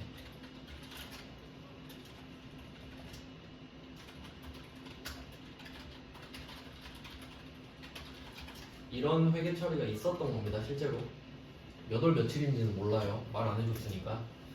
근데 일단 메인 매출 점표에 썼다는 건 알 수 있어야 돼요. 증빙에 따라 유형은 결정되니까 유형도 알 수는 없어요. 자, 근데 이걸 미지급금으로 다뤄놨으니까 얘를 갚아야겠죠 언젠가. 그러면 이게 11월 10월 10일인 거네. 그럼 여기 답이 나와 있네요. 10월 10일이라고. 그럼 직접 봐서 완성도가 높다면 안 적어놨네. 원래 좀 약간 그 제대로 완성도를 추구하는 사람이면 10월 10일에 분배 찍어놨을 건데 안 해놨네요. 이 사람은. 말이 좀 안 되긴 하지만 어쩔 수 없죠. 그럼 이때 이게 10월 10일이다 이렇게 생각할 수 있겠네요. 미지급금으로 해놨으니까. 그리고 오늘이 11월 10일이잖아요. 한 달 뒤에 돈을 갚는 거죠. 그러면 얘는 당연히 일반 점수로 가가지고 차변의 미지급금 88만 원을 제거하고 대변의 보통예금 88만 원 이렇게 된다는 소리죠. 그러니까 이 구성을 아느냐 이거예요. 그러니까 지금 답이 이거란 소리지. 그러니까 일반 점표가 맞는 거죠. 그러니까 점표는 잘 찍어놓고 잘 골라놓고 금액을 여기다 수선비를 또 쓰고 있는 거예요. 그럼 우리 입장에서는 비용이 두 번 잡혀버리죠. 그게 아닌 거잖아요. 미지급금을 갚아주는 회계 처리로 가야 되기 때문에. 그래서 답을 차변을 미지급금으로 바꿔라 이거거든요. 그러니까 이 문제는 솔직히 좀 생각을 많이 했을 것 같아요. 사람들이 보고 뭔 말인고 이렇게 생각했을 것 같거든요. 그래서 점표는 그냥 들어가 보시면 되고 차변의 수선비를 미지급금으로 바꾸면 되고 거래처 써줘야 되겠죠? 응? 왜 안 적혀있지? 원래 미지급금이면 거래처 써줘야 되는데요.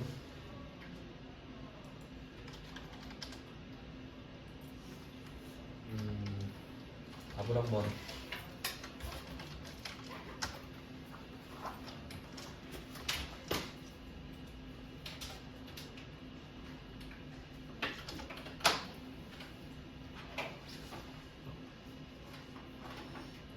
확인해 보겠습니다.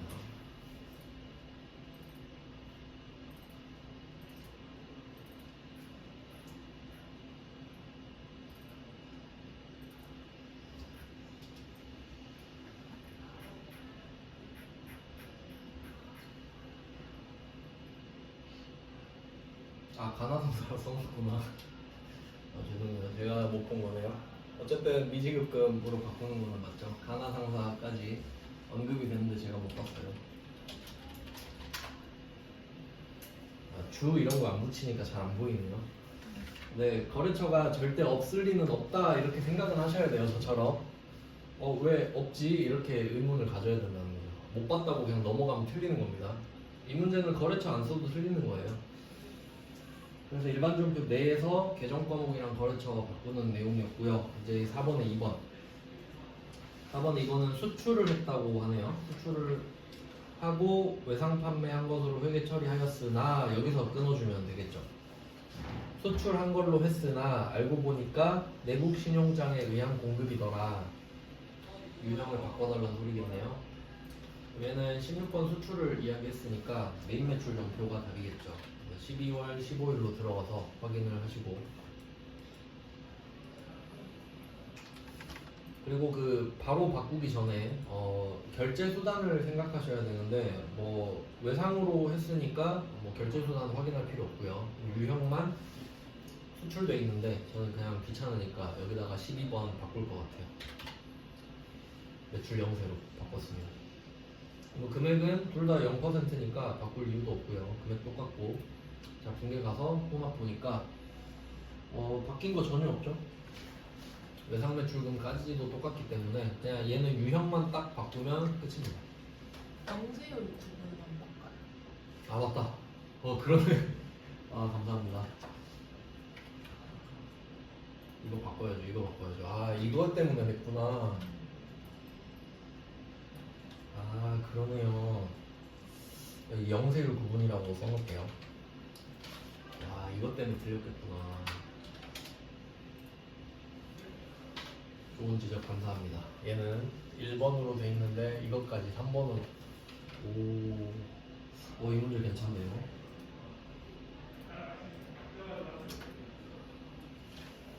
네, 여기는 영세율 구분까지 유형과 영세율 구분 두 개 바꾸면 끝입니다. 자, 이제 문제 5번이죠. 자동과 수동을 찾아보자. 수동이 세 문제네요. 수동이 세 문제면 보통 이제 합격률이 떨어집니다. 왜냐면 시간이 이제 부족할 확률이 높아져서. 하나씩 보겠습니다. 와, 이 사람은 두 문제를 냈네? 1번, 2번 둘 다 여러분이 싫어하는 문제죠. 1번부터 풀어보겠습니다. 첫 번째는 수익이냐 비용이냐 이거부터 따지는 거죠. 1번 문제는 대여, 돈을 빌려줬으니까 이자를 받는 거죠. 그러니까 수익이다 이걸 먼저 생각하셔야 되고, 그 다음에 이자는 당연히 후불이죠. 별일 없으면. 그래서 1번 문제는 이렇게 저는 써놓을 것 같아요. 수익인데 후불이다. 수익인데 후불. 일단 네 가지 유형이 있잖아요. 수익, 후불, 선불, 비용, 후불, 선불. 일단 이 네 가지 중에 어떤 유형에 속하는지 찾아내는 게 더 일단 제일 중요합니다. 그러면 말씀드린 대로 돈 빌려줬으니까 수익이고 이자니까 후불이다. 자, 그리고 공개를 한번 시작해 볼게요. 4월 1일부터 보죠. 자, 여기서는 원금인 5천만 원에 대한 회계 처리는 없는 거예요. 이자만 따집니다. 여기서 5천만 원 곱하기 6%가 1년치 이자니까 300만 원이 총 이자거든요.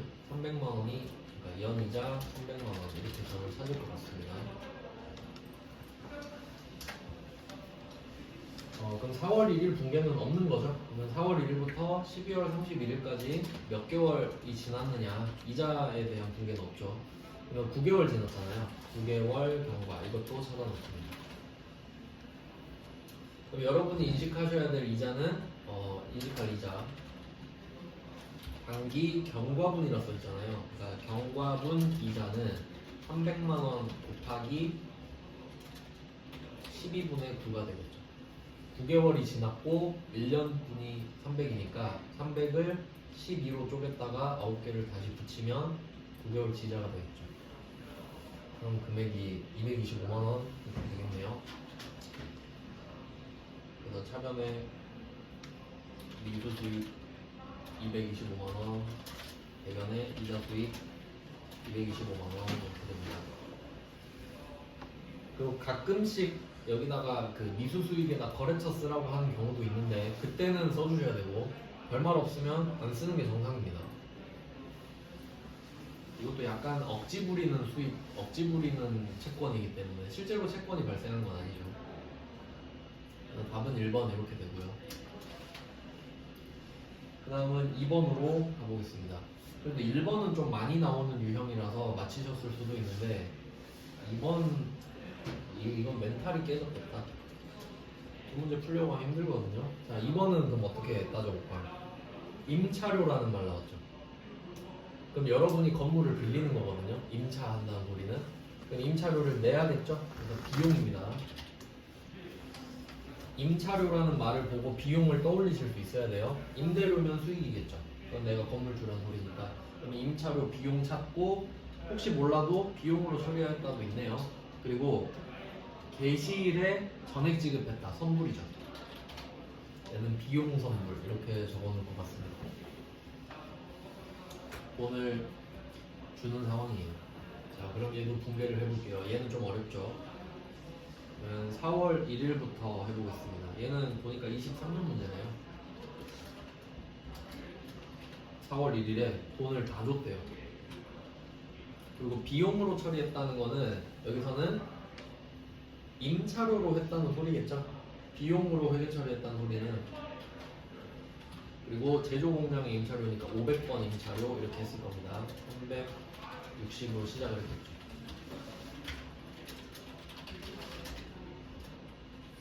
뭐 뭘로 줬는지는 안 나오는데 그냥 보통 요금으로 썼어요. 안 중요합니다. 자, 이렇게 하고 12월 31일로 가는 거죠. 그리고 똑같이 생각을 하는 거예요. 몇 개월 지났나? 똑같이 9개월 지났죠? 4, 5, 6, 7, 8, 9, 10, 11, 12 앞에 3개월 빼는 게 더 빠른데 9개월 경과했습니다. 이건 안 바뀌는 겁니다. 1번과 2번이 똑같은 건 이거예요. 9개월이 경과했다는 사실. 근데 문제는 그러면 9개월치 비용만 인식해야 되거든요. 9개월만 지났으니까. 근데 애초에 1년치 비용을 잡고 시작해버렸죠. 그러니까 4월 1일에 12개월분 비용을 인식해버렸잖아요. 이게 중요한 겁니다. 4월 1일에 12개월분 비용을 인식을 해버렸고 12월 31일에는 9개월 경과밖에 안 했거든요. 그러면 실제로는 9개월치 비용만 인식해야 되는데 12개월분 잡아버린 거죠. 그러면 이걸 이렇게 고치려면 마이너스 3개월분을 해야 답이 나오겠죠. 그래서 얘는 빼야 되기 때문에 조금 어렵습니다. 자, 그러면 답을 생각해 볼게요. 360만 원이면 한 달에 30만 원 꼴이잖아요. 30만 원 꼴. 그러면 4개월치는 내년 거죠, 사실. 그러면 4개월 곱하기 30만 원 하니까 120이 나오고요. 그리고 얘는 돈을 미리 준 거다 해서 선급 비용으로 다시 빼게 됩니다. 선급 비용은 자산입니다. 자산. 그러니까 비용이 아니라 내년 거를 미리 준 거기 때문에 내년치 서비스를 받을 수 있는 자산이다 이런 느낌인 거죠. 그리고 500번 임차료를 취소합니다. 9개월 경과로 바꾸기 위해서 4개월분 비용을 소멸시키는 전개를 하는 거죠. 이 부분이 많이 틀렸을 것 같고, 그래도 여러분 1번은 꼭 맞히셔야 됩니다. 2번은 틀리시더라도 2번은 조금 어려울 수 있을 것 같아요. 자, 그래서 답은 일단 이렇게 나오는데 이제 여러분의 이해를 돕기 위해서 내년 3월 31일 분배도 한번 해보면 그럼 1년치가 딱 끝나잖아요. 그러면 3개월 잘못 말했구나. 90만 원이죠. 죄송해요. 9개월 해놓고 4개월을 적는다는 게 죄송합니다. 3개월이죠. 3개월. 네, 개월수가 중요한 거 아시죠? 개월수만 알면 금액 찾을 수 있으니까. 그러면 3월 31일에는 어떻게 하겠어요? 3달치 비용을 추가로 더 잡아야겠죠. 그러니까 500번 임차료가 다시 나오는 겁니다. 그리고 성급 비용 쌓아놓던 거를 쓰는 거죠. 여기다가 자산 마이너스 이렇게 자산으로 킵 해놨다가 내년에 3개월 지나면 다시 꺼내서 쓰는 거예요. 비용으로 잡아야 되는 거예요. 얘는 3개월분 비용 맞죠? 그래서 여기서 소멸시켰던 3개월분 비용을 다시 인식해 주는 거죠. 요거는 이렇게 좀 분계를 3개를 다 해가지고 할 줄 아셔야 돼요.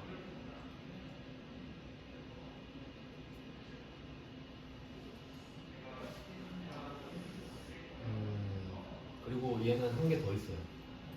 두 번째 버전을 알려드릴게요. 자, 여기서 단기 비용으로 처리하였다 돼 있죠? 비용에 표시하신 다음에 자산도 써놓을게요. 비용 아래쪽에다 자산으로 처리하였다.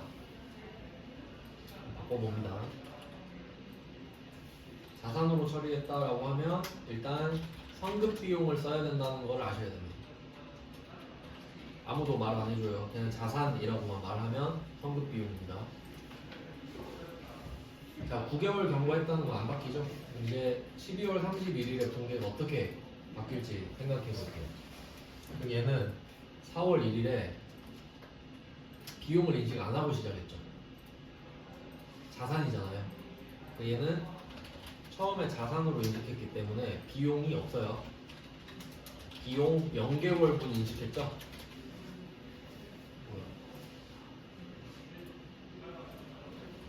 자, 그리고 12월 31일이 됐으니까 9개월분 경과했죠. 그럼 얘는 0개월분 비용을 인식했는데 9개월이 경과했잖아요. 그럼 이때는 9개월치 비용을 잡아줘야겠죠. 270만 원이 500번 임차료로 들어가겠죠.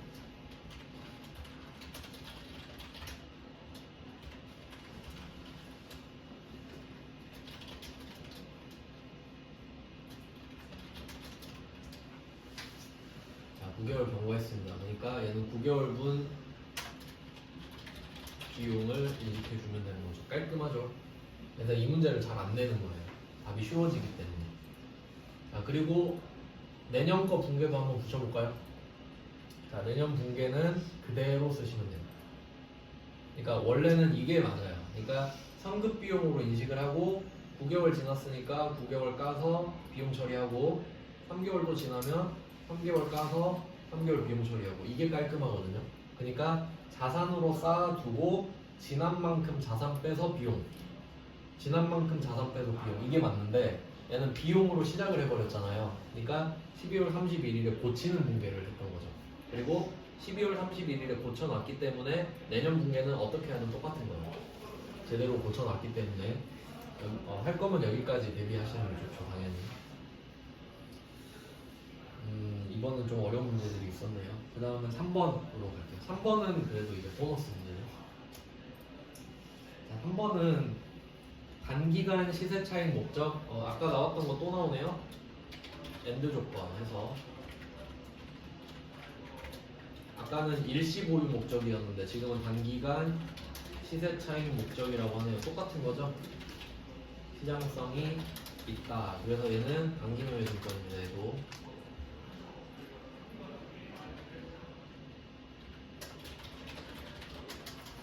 자, 단기매매 증권은 그냥 금액 2개밖에 안 줬으니까 얘는 그냥 보너스 문제를 할 수 있는데, 자, 7,500만 원에 취득을 했었대요. 올해 샀겠죠, 단기 중에. 이거 표시하셔야 됩니다. 단기 중 7,500만 원에 취득하였다. 이거 표시하세요. 중요한 거예요. 단기 중 7,500에 취득하였다. 단기 중 이것만 표시하셔야 돼요. 중간은 표시하지 마시고. 단기 중 7,500만 원을 취득하였다. 그리고 이 7,500만 원은 장부 금액 이렇게 쓰셔야 돼요. 단기에 7,500에 샀으니까 7,500이라고 적어놨겠죠. 그럼 우리 장부에는 7,500이 써있지 않습니까? 근데 오늘 보니까 시가가 7,300이죠. 이 말은 장부에 7,500이 적혀있는데 금액을 7,300으로 바꿔주라는 소리네요. 어떻게 할 거냐? 평가 손실 200이겠죠. 200을 다운시켜야 되니까 그래서 우리는 7,500이 적혀 있는 상태로 붕괴 200을 찍으면 7,300이 되는 거겠죠. 그리고 이 7,300에다가 이렇게 주세요. 붕괴 후 장부금. 그러니까 헷갈리지 않고 싶으시면 아까 이 장부금에게는 붕괴 전이라고 써주시면 됩니다.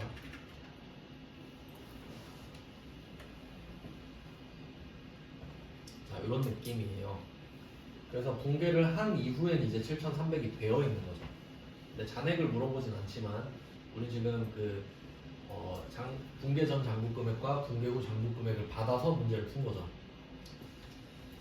그러면 뭐 입력 자체는 그렇게 뭐 중요하진 않지만 형식적으로 한번 보여드리면 여기서는 자동이 없기 때문에 결산자료 입력은 들어갈 이유가 없고요. 일반 점표 입력 12월 31일로 가서 붕괴를 3개 찍어야 됩니다. 첫 번째는 이주 수익 225만원, 이자 수익 225만원. 이건 그래도 좀 쉽죠. 많이 보신 문제라서 이자를 받았다는 건 많이 나오죠. 그다음에 두 번째 문제는 아까 뭐 90만원이었나? 환급 비용 90, 대변에 임차료 500 입력하는 거야 뭐. 그 다음에 장기매매증권 평가분실 200 장기매매증권 까면 되겠죠. 그리고 하나 이제 연계되는 걸 좀 제가 불러드릴게요. 지금 7,300만 원이 분괴 후 장부 금액이잖아요. 그리고 여기다가 이걸 써볼게요. 아까 일반 점표에 1번에 6번 2번에 6번2번에 6번 문제 2번에 6번 2번 6번 잠깐 보시면 얘도 단기매매증권인 거 기억하시죠? 2번에 6번에 단기매매증권인데 장부금액 8,000원 써있잖아요. 장부금액 8,000원 이게 방금 본 7,300만 원이에요. 그러니까 그 7,300만 원이 이 8,000원이랑 똑같은 개념이라고. 평가 후에 그러니까 붕괴 후에 장부금액이 됐잖아요. 그리고 해가 바뀌었다고 치면 내년 12월 3일이 됐다고 하면 그 7,300이 써있을 거라고. 단기매매증권 그냥 뭐 그래요. 금액이 똑같진 않지만 이렇게 이어진다는 거고요. 그 다음 이제 장부조회 가야겠죠. 6번 문제입니다. 키워드를 파악을 해보겠습니다. 6번과 1번은 판매비 및 관리비. 상관비 나오면 일단 뭐 월계표 간다고 생각하셔도 됩니다. 그룹 이름이 나왔으니까. 그러면 저는 판관비 믿고 월계표 가보겠습니다. 자, 월계표로 갖고 1월부터 6월 중에 가장 많이 발생된 이건 죄송해요. 잘못 봤다. 월별이 들어가네. 죄송해요. 고칠게요. 6번에 1번은 이렇게 봐야겠네요. 판관비의 급여니까 800번 급여. 계정번호. 이거 헷갈리는구나 이것도. 저는 회계 1급 안 본 지가 너무 오래돼서 800번 급여인데 월별 비교죠. 총계정 문자니까 제가 답을 안 써진 걸로 지금 하고 있어가지고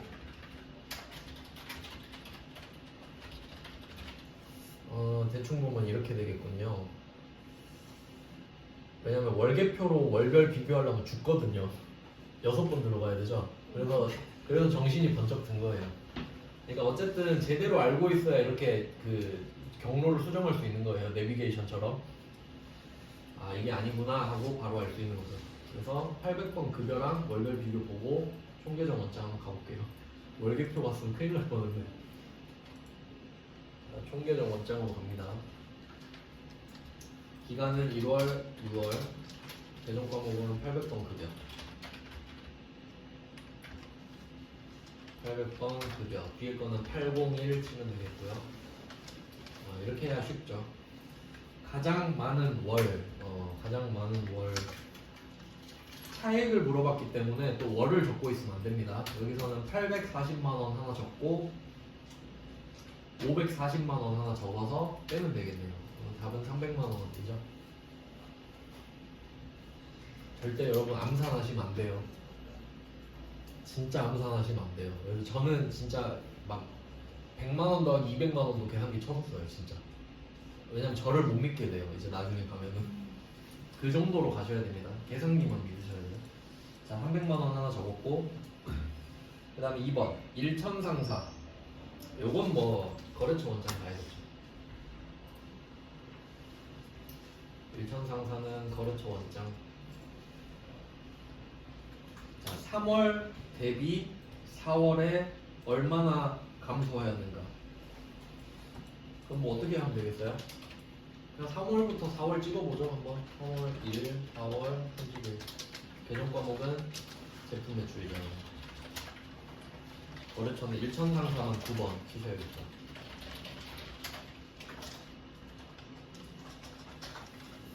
아, 얘는 이렇게 쳐보니까 이렇게 하면 안 되겠다라는 생각이 드네요. 그럼 어떻게 해야겠습니까? 3월 대비 4월에 얼마나 감소했는지 보려면 지금 합쳐져서 나와버리잖아요. 검색 2번 해야겠죠. 3월 한 번, 4월 한 번. 그러니까 다 외울 필요가 없는 게 이렇게 들어가 보면 아, 얘는 합쳐지는구나. 그럼 한 번씩 해야겠다 이 생각할 수 있으면 되는 거죠. 그러면 지금 제품 매출을 해가지고 3월을 검색해 봤거든요. 그러면 대변에 1300 이렇게 나오죠. 왜냐면 제품 매출은 수익이니까. 수익은 대변에 발생하는 거 맞죠? 그래서 3월은 1300 이렇게 적어 놓겠네요. 3월 1300 적어 놓고 4월 한 번 더 들어가야 돼. 4월 1일, 4월 30일. 그러면 대변에 486만 원 이렇게 해서 방금가를 빼면 되겠죠. 얼마나 감소하였는지 자체를 물어봤기 때문에 얘는 절대 음수가 될 수가 없어요. 줄었다는 걸 이미 전제하고 있거든요. 혹시 모를까봐 음수로 입력하지 말 것까지. 원래 음수로 입력하는 문제는 회계 1급엔 안 나와요. 그 다음은 문제 3번으로 가보겠습니다. 2번은 그 월별 비교 각각 2번 들어가야 되는 거 적어 놓으셔야겠죠. 프로그램 특성상 안 거예요. 외우는 게 아니라. 그 다음에 6번에 3번은 세금 계산서 매수 나왔죠. 매수 나오는 순간 세금 계산서 합계표가 되겠습니다. 왜냐면 부가가치세 신고서에서는 매수를 알 수가 없다고 그랬죠. 그래서 부가가치 탭으로 가셔서 이번엔 신고서가 안 나오고 합계표가 나옵니다. 합계표 가서 1월 3월입니다. 1월 3월 정기신고로 들어가서 엔터 치시고 발행했으니까 매출이죠. 발행은 매출, 수취했으면 매입이에요. 서산상사로 가야겠죠. 아래로 내려가서 그리고 제가 강조했었던 게 있죠. 원칙은 전체 데이터다. 혹시 옛날에 한번 본 적이 있는 것 같은데 전체 데이터로 가셔서 서산상사를 봅니다. 매수 2, 공급가액은 372000 이렇게 2개 적으셔야 되는 거죠. 그러니까 실제로 이런 답이 2개로 되어 있는 애들은 그 답안 작성 가보시면 이렇게 2개로 되어 있거든요. 그러니까 제대로 안 봐놓으면 문제 2번 풀어야 되기 때문에 이것도 시간 낭비가 된단 말이죠. 그러니까 잘 보고 잘 적어두시는 게 좋습니다. 그러면 실무는 끝났고 이제 이론으로 가볼게요. 역시 풀만한 게 있는지 한번 보죠.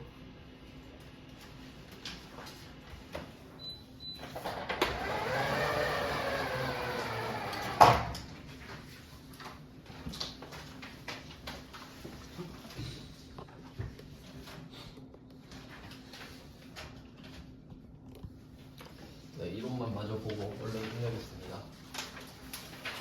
자, 이론 지원 1번부터 한번 볼게요. 1번은 조금 쉬운 편이라서 알고 계시면 좋을 것 같아요. 재무회계에 대한 설명 이렇게 말을 해주고 있는데 회계 분야라고 하잖아요. 그러면 분야를 알고 계시면 당연히 좋겠는데 나왔으니까 알려드릴게요. 재무회계랑 원가 관리회계 이건 그냥 상식의 범주라서 그렇게 어렵지도 않아요. 보통 회계를 이렇게 3개로 구분을 해요. 아마 다 들어보셨을 텐데 재무회계는 우리 회사가 돈을 얼마나 잘 버는지 알려주는 회계고요. 원가관리회계는 이거는 좀 키워드를 이렇게 잡아드릴게요. 다 이유가 있을 거 아니에요. 이거 만든 이유가. 그러면 재무회계는 뭐냐면 외부 정보 이용자. 키워드 외부. 바깥에 있는 사람들. 왜냐면 우리 회사 안 다니는 사람은, 그러니까 우리 회사 바깥 사람들 있죠. 그러니까 여러분이 삼성전자 모르잖아요. 그럼 여러분은 삼성전자의 외부 정보 이용자가 되는 거거든요.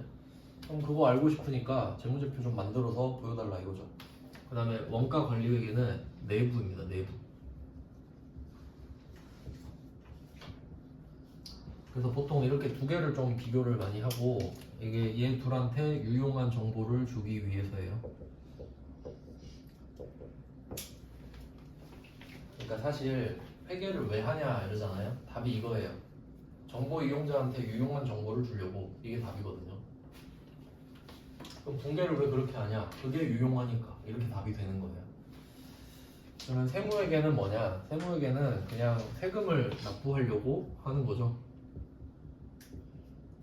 세법에 맞춰서 계산을 하는 거예요. 참고로 그 회계랑 세법이 다르기 때문에 원칙적으로는 여러분이 그 재무제표 만드는 회계도 따로 해야 되고 세금을 내기 위한 회계도 따로 해야 되거든요. 근데 이미 재무회계 자체도 힘든데 두 개 만들면 너무 힘들죠. 그러니까 재무회계 이거 재무제표 만든 다음에 세무회계로 차이만 바꿔요. 이걸 세무조정이라고 하거든요. 그렇기 때문에 세무회계라고 하는 거예요. 세금을 내는데 왜 회계 이럴 수 있잖아요. 재무회계에서 차이만 바꾸기 때문에 세무회계라고 해요. 그러니까 세법을 하기 전에 재무회계가 필수인 거죠. 그러니까 회계랑 세법은 뗄 수가 없어요. 특히 법인세는 재무회계를 알아야 법인세를 배울 수 있거든요. 자, 그럼 이 정도로 요약을 했어요. 그럼 답을 찾아볼게요. 재무회계를 찾을 겁니다. 자, 1번 관리자라고 돼 있죠. 관리자는 느낌이 어때요? 내부자잖아요. 내부자. 그러니까 1번은 원가회계 정도 되겠죠. 원가관리회계. 그 다음에 2번, 3번을 보시면 국세청 등 과세관청. 여기서 국세청 등이라고 하는 거는 여러분이 국세청에도 세금을 낼 수 있지만 광주광역시에도 세금 낼 수 있죠. 그러니까 뭐 그런 게 등이에요. 2번, 3번은 묶어가지고 딱 봐도 세무회계 아니겠어요? 세금 내려고 하고 있다. 그 다음에 4번은 어떻습니까? 주주, 투자자 등 여기다가 외부 정보 이용자. 그러니까 외부라고만 써놓으시면 되겠죠. 뒤에 정보 이용자 써 있으니까. 그러니까 관리자에는 내부 정보 이용자, 주주, 투자자는 외부 이 정도 써놓으시면 이 정도는 충분히 맞히실 수 있죠. 한번 쓱 훑어보면 재무는 외부구나. 여러분이 삼성전자 정보를 얻고 싶다고 생각하시면 되는 거예요. 그러면 삼성전자 입장에서는 여러분이 외부 정보 이용자가 되겠죠. 그 다음에 2번 이것도 이 정도 맞히셔야 되겠죠. 단기매매증권은 분배로 지금 두 문제가 나왔는데 말문제도 맞힐 수 있어야 됩니다. 그래서 제가 이론 문제까지 대비해서 계속 강조했던 건데 1번 보시면 시장성 있어야 된다. 단기 시세 차익 목적이어야 한다. 그럼 바로 풀 수 있는 거잖아요. 그 다음에 2번 얘는 근데 찍어도 한번 보세요. 2번이랑 4번 중에 찍어야 되지 않겠어요? 그냥 상식적으로. 왜냐면 2번과 4번이 충돌하잖아요 지금. 그럼 2번, 4번 중에 답인 거예요 지금. 그러면 뭘까? 단기매매증권은 속성 자체가 단타죠. 그러니까 유동자산일 수밖에 없거든요. 그래서 이게 비유동자산을 모른다고 하셔도 유동자산이 두 개 있다는 건 아시면 돼요. 비유동자산은 안 한다고 쳐도 유동자산에는 두 개가 있다. 첫 번째가 당좌자산, 두 번째가 재고자산. 그럼 이렇게 있어요. 그러면 단타를 쳐야 돼. 근데 재고자산은 아니죠. 그럼 뭐겠어요? 당좌자산이겠지 뭐. 이렇게 찍는 거예요. 그럼 단기매매증권은 2번이 맞네요. 그러면 4번이 틀린 거죠? 2번과 4번이 둘 다 답이 될 수는 없잖아요. 그리고 3번은 공정가액이다. 공정가액에다 시가 적으시면 되겠죠. 공정가액은 시가. 세법에서는 보통 시가라 그러고 회계에서는 공정가치라고 말을 하니까 아까 공정가치로 바꿨었죠. 답에도 있었는데 결산 문제 나왔었죠. 다음은 3번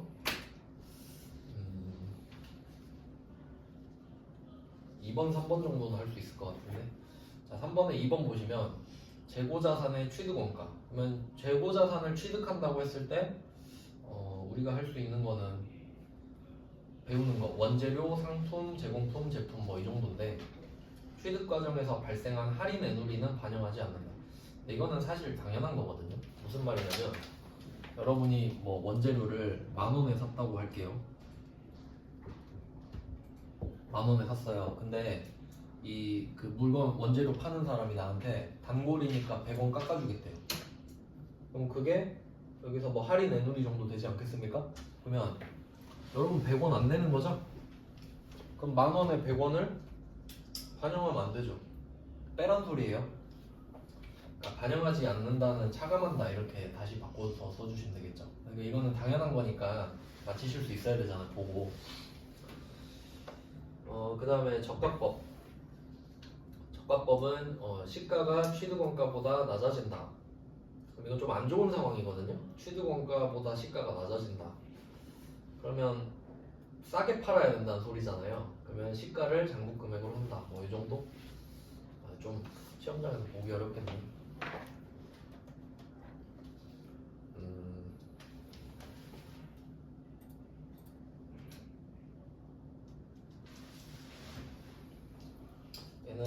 얘는 3번은 그냥 넘어갈게요.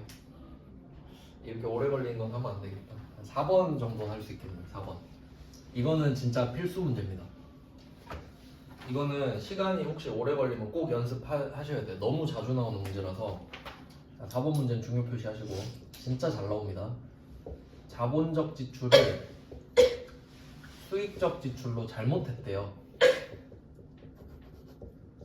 근데 이거는 아마 많이 헷갈릴 문제라서 많이 낼 수밖에 없는 것 같은데, 그러면 자본적 지출은 어떻게 하는지 생각해 볼게요. 자본적 지출은 자산으로 회계 처리해야 됩니다. 그 다음에 수익적 지출은 비용으로 회계 처리하는 거예요. 일단 이 정도는 생각하실 수 있죠. 자본적 지출은 자산, 수익적 지출은 비용. 수익적 지출에 차량 유지비랑 수선비 있잖아요. 그러면 이렇게 하면 어떻게 되는지 생각해 볼게요. 원래 자산으로 해야 되는데 자산으로 안 하고 비용으로 한 거죠.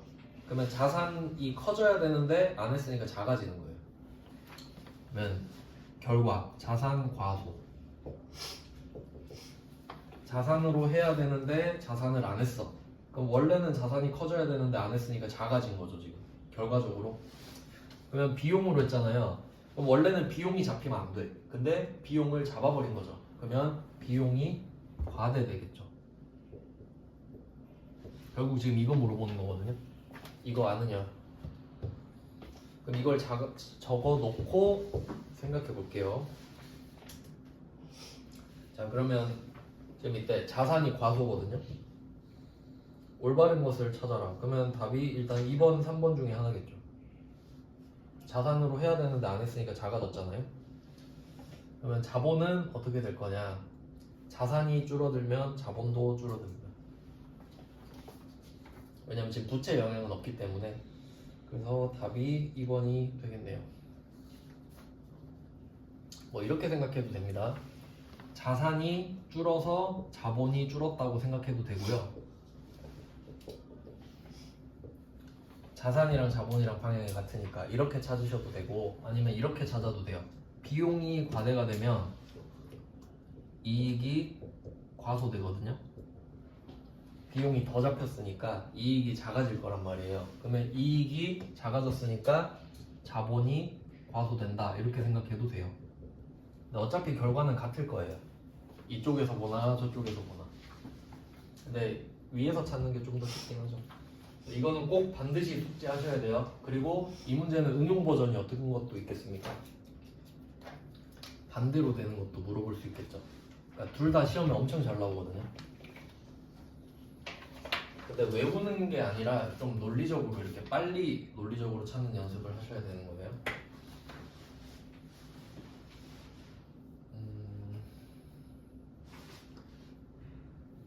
그 다음에 6번, 5번은 보지도 마시고 6번으로 가보겠습니다. 손익계산서. 이제 손익계산서 정도도 꼭 맞히셔야 되는데 여기서 제일 중요한 거는 3번입니다. 6번을 3번을 보시면 손익계산서는 일단 두 개 표시할 거예요. 3번은 일정 기간. 1월 1일부터 12월 31일까지죠, 보통. 수익과 비용은 제가 1년짜리라고 했잖아요. 그 다음에 경영성과. 이것도 엄청 잘 나옵니다. 일정 기간 경영성과. 이거 건드리면 틀리는 거예요. 그러니까 예를 들어 오답을 어떻게 만드냐? 손익계산서는 일정 시점 하면 틀리고, 뭐 재무상태 하면 당연히 틀리죠. 얘는 진짜 중요합니다. 6번에 3번은 중요 표시 해놓으시고요. 이거 자체로도 답으로 잘 나와요. 그 다음에 6번에 4번 이거는 모르셔도 맞힐 수 있는데, 수익과 비용은 각각 순액으로 보고하는 것을 원칙으로 한다. 말이 안 되는 게, 그러니까 이게 뭐 그림으로 따졌을 때 수익이 있고 비용이 있고, 수익에서 비용을 빼면 저절로 이익이 나오는 구조란 말이죠. 그럼 이때 이 수익은 수익끼리 다 합쳐서 수익 총액이 되는 거고, 비용도 비용끼리 합친 총액이 되는 거예요. 왜냐면 이익이 순액이거든요. 그러니까 지금 말이 안 돼요, 애초에. 수익과 비용을 나타내는 건 총액으로 나타낸다는 뜻이에요. 왜냐면 손익계산서를 순액으로 보고를 하면 이익 하나밖에 없거든요. 수익에서 비용을 뺀 게 순액일 거 아니에요. 순수한 금액이니까. 그러니까 말 자체가 안 됩니다. 지금 틀렸죠. 6번에 4번은 틀렸고, 그 다음에 6번에 2번 정도도 하실 수 있을 것 같아요. 6번에 2번에 영업 외 비용 표시해 두시고요. 영업 외 비용은 900번 비용인데 500도 아니고 800도 아닌 거 말하는 거죠. 여기서 기부금 중요하잖아요. 기부금. 왜냐면 이건 꼭 아셔야 되는 이유가, 영업 외 비용에 기부금이 있다 해서 이거 불공으로 문제 나온 적도 있었죠. 기부할 때 쓴 부가가치세는 인정 안 해줬잖아요. 그리고 잡손실은 당연하겠죠. 현금 과부족에서 원인을 모른다 하면 잡손실로 했었잖아요. 네, 됐고, 그 다음에 7번. 이거는 꼭 하셔야 되지 않나? 이거 엄청 쉽네. 자, 7번 문제는 당좌수표 50만 원을 계약금으로 받았다. 다음과 같이 처리했다. 아니다. 이건 어렵겠네요. 지금 답을 적어놓은 줄 알았는데 선수금인데, 이건 천천히 생각해 보시면 돼요. 혹시 시간 있으시면 그 4번 문제랑 비슷하다 적어놓고, 시간 많을 때. 시간 없으시면 이런 거 보지 마세요. 시간 오래 걸리거든요. 8번은 이거 알면 좀 편한데, 8번 문제 계산 문제 같아 보이는데 원리만 알면 엄청 쉽거든요. 자, 여기서 자본금을 표시할게요. 기말 자본금은 얼마인가 해서 자본금. 그리고 자본이 아니에요. 자본이 아니라 자본금입니다. 왜냐면 자본금은 이렇게 기억해 놓으시면 되거든요. 어차피 분계도 하셔야 되니까 자본금은 발행 주식수 곱하기 액면금액, 이렇게만 알고 계시면 이 정도 암산으로도 풀걸요? 뭐 지금 보진 않았는데 쉽게 풀 수 있을 것 같아요. 한번 해볼까요? 이거 적으셨죠? 발행 주식수, 액면금액. 그럼 액면금액 찾아보세요. 5,000원 나왔죠? 그리고 지금 23년 1월 1일에 발행 주식수 10,000주죠. 그리고 2023년 10월 1일에 2,000주 유상증자 했죠. 증자는 참고로 자본금 증가거든요. 그러면 10,000주가 있었는데 2,000주 늘었죠. 그럼 지금 12,000주 있죠. 액면금액 5,000원이죠. 두 개 곱하면 돼요. 12,000주 곱하기 5,000원. 10,000 더하기 2,000 곱하기 5,000. 답은 600만 원인가 그러면? 6천만 원. 오히려 이런 게 쉽습니다. 그 다음에 9번. 이건 꼭 맞춰야죠. 9번은, 그러니까 혹시 이런 문제 있는지 보려고 이론도 한번 훑어보셔야 되는 거예요. 9번 같은 거는 굉장히 쉬운 문제죠. 자, 제조원가에 해당하는 것은 500번 비용 찾는 거거든요. 500번 비용. 500번 비용 정도는 찾으실 수 있잖아요. 1번부터 볼까요? 생산 공장의 전기요금. 맞죠? 답 1번이에요. 그럼 나머지는 뭘까? 2번은 영업용 사무실의 전기요금은 800번이겠죠? 그냥 뭐 판관비 또는 800 그냥 이렇게만 써두셔도 되겠고, 그다음에 9번에 3번 마케팅부의 교육연수비 800번이죠. 판관비. 근데 혹시 이제 4번에 낚이면 안 됩니다. 4번은 생산 공장이 나오긴 했지만 기계장치의 처분 손실은 영업과 관련 없는 거거든요. 왜냐면 우리가 기계를 파는 게 주 업종이 아니잖아요. 기계는 어쩌다 한번 팔죠. 그러니까 이익을 보든 손실을 보든 다 영업 외입니다. 그러니까 900번이에요. 900번. 4번은 영업 외 900번. 그러니까 손실이라서 영업외 비용인데 처분 이익이 났더라도 영업외 수익입니다. 그러니까 뭐 9번에 1번은 좀 너무 쉽고요. 그다음에 원가 네 문제는 제낄게요. 원가를 네 문제 중에 한 문제는 푼 거구나. 9번은. 그다음 이제 부가가치세 파트만 보고 끝내겠습니다. 부가가치세법상 과세기간인데 이 정도는 좀 쉬우니까 잘 숙지해 두시면 좋을 것 같습니다. 과세기간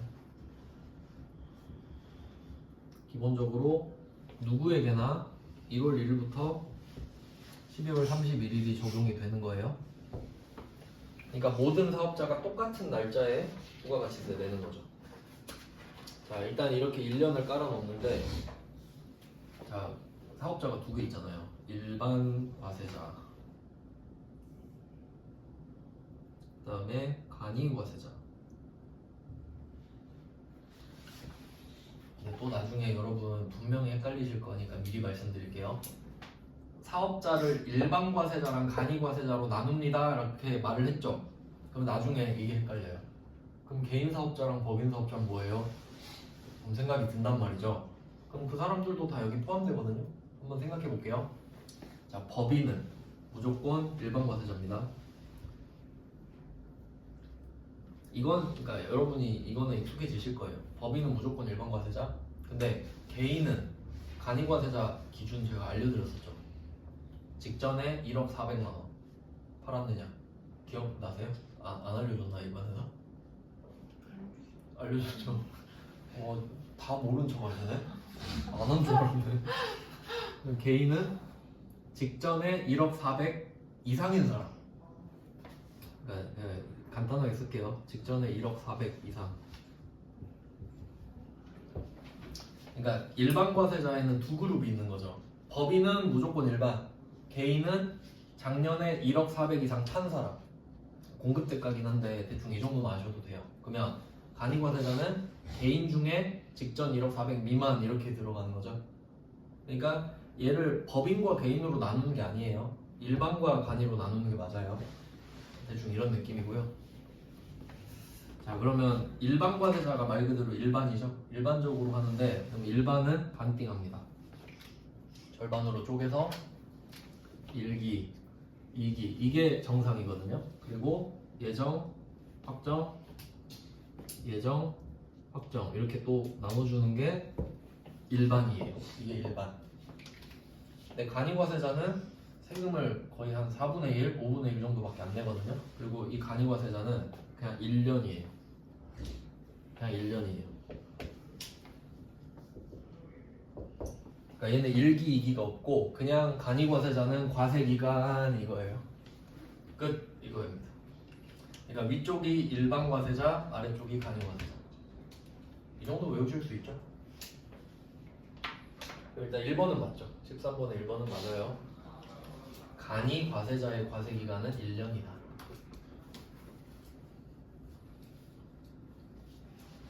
그 다음은 2번. 이것도 좀 잘 나오거든요.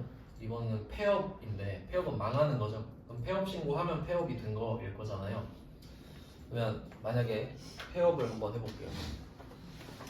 대충 아무데나 찍어서 폐업 해볼게요. 폐업을 했다고 합시다.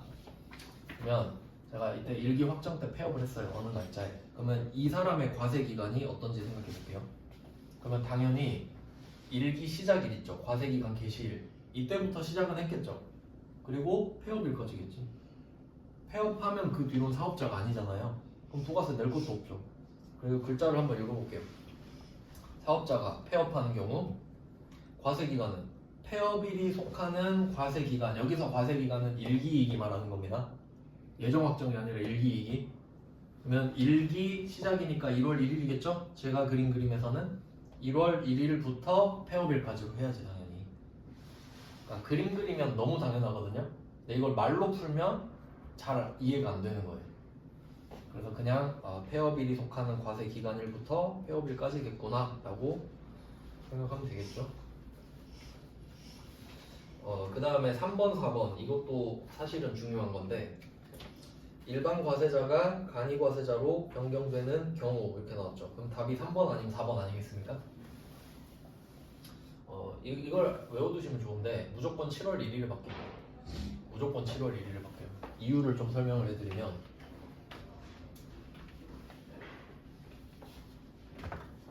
자 그럼 이게 2024년이라고 2025년이라고 하고 2024년도 있었을 거 아닙니까? 그리고 생각을 해볼게요. 2024년도 거 마지막 간이과세자든 일반과세자는 마지막 거를 하겠고 간이과세자는 1년 거를 다 하겠잖아요. 이제 신고 기간은 다음 달 25일까지거든요. 다음 달 25일까지. 그러면 이때 마지막 신고를 1월 1일부터 1월 25일까지 이게 신고 기간이란 말이에요. 그러면 이때까지 신고를 하라고 해놨거든요. 그러면 이때 사람들이 신고하겠죠. 그럼 1월 25일에 신고해도 늦은 건 아니잖아요. 그러면 국세청은 1월 25일이 돼야 24년도에 부가가치세 총액을 알 수 있는 거죠. 사람들 거를. 그러니까 과세기간이 1기, 2기 있잖아요. 그러면 이때 24년도 거 매출액을 1월 25일이 돼야 파악할 수 있잖아요. 그럼 1월 1일부터 바꾸는 건 불가능해요. 1월 25일이 돼야 너 얼마 벌었구나 1억 4백이 넘네 이걸 확인할 수 있죠.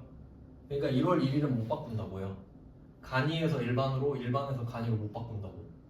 그럼 언제가 가장 빠르겠어요? 7월 1일이 제일 빠르죠. 바꿀 수 있는 날짜가 6개월은 지금 붕 뜰 수밖에 없거든요. 그러니까 여러분이 이걸 외우면 4번이 아니란 걸 알 수 있죠. 그러니까 1억 4백이 넘냐 안 넘냐로 저절로 바뀌는 게 7월 1일밖에 안 돼요. 그러니까 1월 1일은 나올 수 없는 거지. 물론 예외는 있어요. 포기를 해버리면 바로 그때 적용되는데 이건 일반적인 경우니까 7월 1일 기억할 수 있죠. 7월 1일에 바뀐다 이렇게 외워두세요. 그냥 간이에서 일반으로 일반에서 간이로 외워두면 이건 그냥 보너스 문제인 겁니다. 애초에 13번 문제 같은 경우는 1번, 2번은 그냥 들러리예요. 3번, 4번 중에 딱 찍을 것 같은 느낌이 들잖아요. 이 정도면 굉장히 쉬운 문제에 속하고요. 외우면 푸는 문제. 그 다음에 14번은 진짜 보너스 문제인데 왜냐면 14번 문제는 사실 오픈북 문제예요. 세금 계산서의 필요적 기재사항을 묻는 문제죠. 그럼 혹시 여러분 아까 실무 풀 때 세금 계산서 그림 안 보셨나요? 보셨죠? 거기에 답이 있어요. 답 보고 올게요. 지금 오픈북 시험이에요. 제일 앞쪽에 있는 게 7페이지네요. 7페이지 2번 보시면 세금 계산서 그림 있죠? 그림 있죠? 그리고 뭘 표시하시면 되냐면 왼쪽 위에, 왼쪽 가운데 작성일자 써있죠? 표시하세요. 작성일자 표시하시고 이론 14번 이렇게 쓰세요. 작성일자 표시한 다음에 이론 14번 이렇게 써놓으세요. 여기다가 쓰셔야 돼요. 자, 쓰셨죠? 그리고 보고 올게요. 14번으로 갑니다. 작성일자 찾아보세요. 없죠? 작성일자 자리에 공급연월일이 들어와 있죠? 답이 1번이에요. 방금 세금 계산서에서 작성일자를 보셨잖아요. 그럼 작성일자가 있어야 되는 거잖아요. 맞죠? 근데 지금 문구에 필요적 기재사항에 해당되지 않는 거 물어보잖아요. 그러니까 없는 거 물어보는 거지. 그림 안에 없는 거. 공급연월일은 없었잖아요. 이게 헷갈리나? 헷갈릴 수 있겠네. 그러니까 세금 계산서 안에 작성연월일이 있으니까 그건 필요적 기재사항이겠지.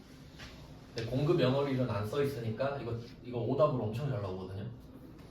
이건 그냥 문제 통째로 똑같이 나와요. 14번은 중요 표시하시고 그냥 외우세요.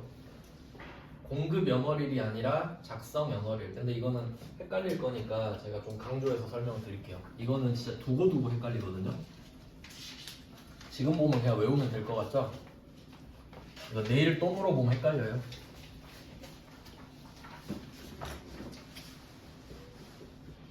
이해를 돕기 위해서 제가 하나 설명해 드릴게요. 저는 이렇게 외웠어요. 아, 이해했다고 해야 맞겠지?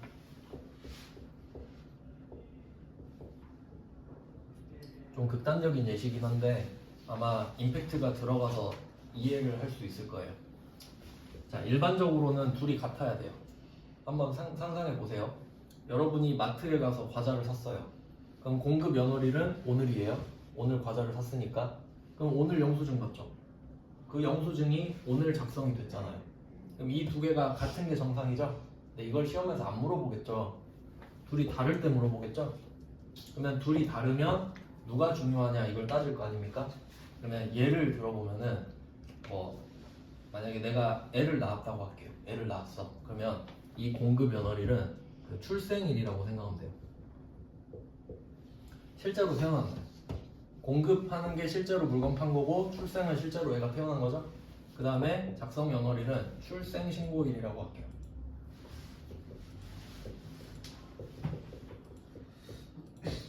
근데 뭐 보통은 뭐 같이 할 수 있겠지만 만약에 극단적인 예시로 출생 신고를 안 했다고 해볼까요?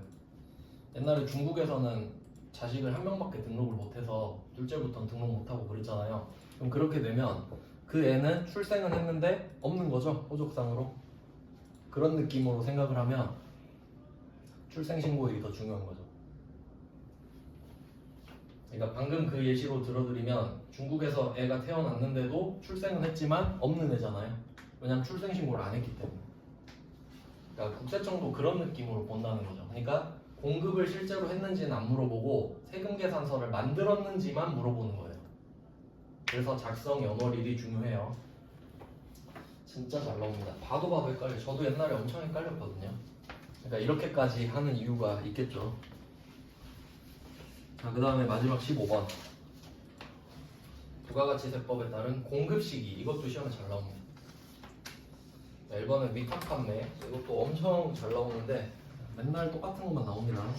자, 위탁자가 있고 수탁자가 있어요. 위탁자, 수탁자. 그러면 위탁자가 수탁자한테 부탁을 하는 거죠. 팔아줘. 물건을 팔아달라고 부탁을 하는 거예요. 그러면 당연히 물건도 보내줘야겠죠. 그럼 이때 위탁자가 수탁자한테 물건을 보내줄 때 있죠. 그럼 이때는 위탁자가 수탁자한테 판 거 아니죠? 근데 이때는 소유권 이전이 되지 않습니다. 그러면 이제 수탁자가 물건을 팔아요. 제3자한테. 그러면 수탁자가 위탁자 물건을 대신해서 제3자한테 팔아줄 거 아니에요. 그럼 이때 위탁자가 제3자한테 판 게 되는 거죠. 그래서 수탁자가 제3자한테 팔 때 위탁자가 사실 제3자한테 판 겁니다. 이해되시죠? 대신 팔아준 거니까. 그래서 1번을 보시면 위탁 판매의 경우 수탁자가 공급한 때다. 이렇게 그려놓으시면 돼요. 여기 X, 여기고. 이건 판 게 아니고 이게 판 거다. 이거예요. 이거는 정말 잘 나옵니다. 위탁 판매. 그 다음은 2번 갈게요. 2번도 잘 나오는데 상품권 이렇게 돼 있죠. 상품권의 경우는 이게 지금 오답이거든요. 상품권이 판매되는 때가 아니라 이것도 중요하니까 한번 설명드릴게요. 백화점을 한번 생각해 봅시다. 백화점이 있고 A가 있어요. 상품권을 팔았습니다. 백화점이 A한테 상품권을 팔고 A는 백화점한테 돈을 주겠죠. 그리고 생각해 보는 거예요. 이게 판매를 한 건가? 아니에요. 백화점은 A한테 물건을 주지 않았어요. 그러니까 이때는 실제로 어떻게 하는 거냐면 이 돈 받은 거 있죠. 선수금 처리합니다. 물건을 안 줬잖아요. 그러면 언제 회계 처리를 하냐 하면 이 사람이 상품권을 갖고 있다가 상품권을 다시 갖고 오겠죠. 뭐 예를 들어 B한테 선물했다고 해볼까요? 상품권을. 그러면 얘가 백화점한테서 상품권을 사고 B한테 선물을 줬어요. 선물을 주고 이걸 B가 쓰러 오겠죠, 백화점으로 다시. 그럼 백화점한테 와가지고 상품권을 줘요. 그럼 물건 내놔 이럴 거 아닙니까? 그럼 B는 물건을 공짜로 갖고 가는 거죠. 이때 판 거예요. 이때 판 거. 상품권을 판 건 판 게 아니고 상품권을 갖고 와서 물건으로 교환할 때. 그래서 답은 실제로 그 재화가 공급되는 때 이런 느낌이거든요. 상품권 팔 때 이거 시험에 엄청 잘 나와요. 그 다음에 3번은 15번에 3번은 저번에도 나왔던 건데 장기할부. 장기할부는 대가의 각 부분을 받기로 한 때 강조했었죠. 받은 때가 아니라 받기로 한 때. 이것도 엄청 중요합니다. 장기할부 판매 대가의 각 부분을 받기로 한 때. 그 다음에 4번은 수출인데 수출은 선적이 배에다가 싣는 거거든요. 선적 또는 비행기에다 실으면 기적. 선적1, 기적2를 수출1로 잡습니다. 네, 이렇게 하면 끝인데 이론도 그래도 여유 있으시면 한 5분이라도 한번 훑어보시면 막 9번 같은 거는 좀 보너스로 풀 수 있으니까 한두 문제라도 던질 수 있거든요. 오늘은 여기까지 보고 내일은 또 비슷한 합격률 기출 문제로 풀어볼게요. 고생하셨습니다.